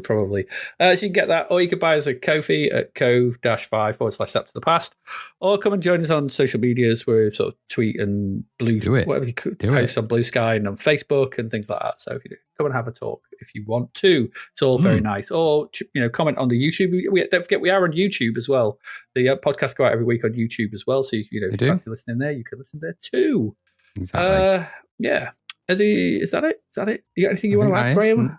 No. It's one of those. It's a couple of classic game design errors, and it ruins the game. What a tragedy! That's happened twice for Zeppelin in one episode. It's not often we see them make cock-ups like that, but twice in a row is very unusual for them. But there you go. It is what it is. Yeah, but they definitely did it. It's definitely a shame. But there you go. Oh, absolutely. There you go. So I don't think we've got much else to say. It's kind of a hot night, so I think we're going to end there. I'm getting quite hot here. So we're going to leave you to get on with the rest of your week. Hope you have a good time. As ever, I've been Adrian Mills. And I have been Graham Raddings. And you've been listening to Zapped to the Past. We will see you again next week where we finish the year. So you might want to tune in for that. So see you there next week. Goodbye. Thank you for listening to the Zapped to the Past podcast. We hope you enjoyed our deep dive into the world of Commodore 64 games, as well as the music, films and TV from around the 1980s, driven, of course, by the issue of Zapped 64 magazine published at that time. We will return with a whole new batch of games and stuff to talk about next week. Until then, if you want to listen to or download previous episodes of Zapped to the Past, and why wouldn't you, they can all be found on our website at zappedtothepast.com, as well as being available on Podbean, Apple Podcasts, Google Podcasts, Spotify, Deezer, Audible, Player FM, and, well, pretty much anywhere where we can upload them. By the way, we do always love to hear from our amazing listeners, so if you'd like to contact us about anything in the podcast or beyond, you can do so by emailing us at zappedtothepast@gmail.com. We're also active on Twitter under @ZapTother, as well as Facebook, Instagram, and most social media platforms. Just search for Zapped to the Past and you'll find us. Oh, and if you like the podcast and what we're doing, please do like, share, review, rate us. It really helps. Something, apparently. The Zapped to the Past podcast is written and produced by Adrian Mills and Graham Raddings, and recorded at Flaky Bits 2.0 Studio.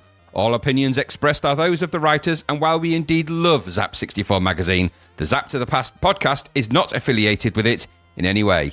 Stay safe, see you next time, and remember, we play these games so you don't have to.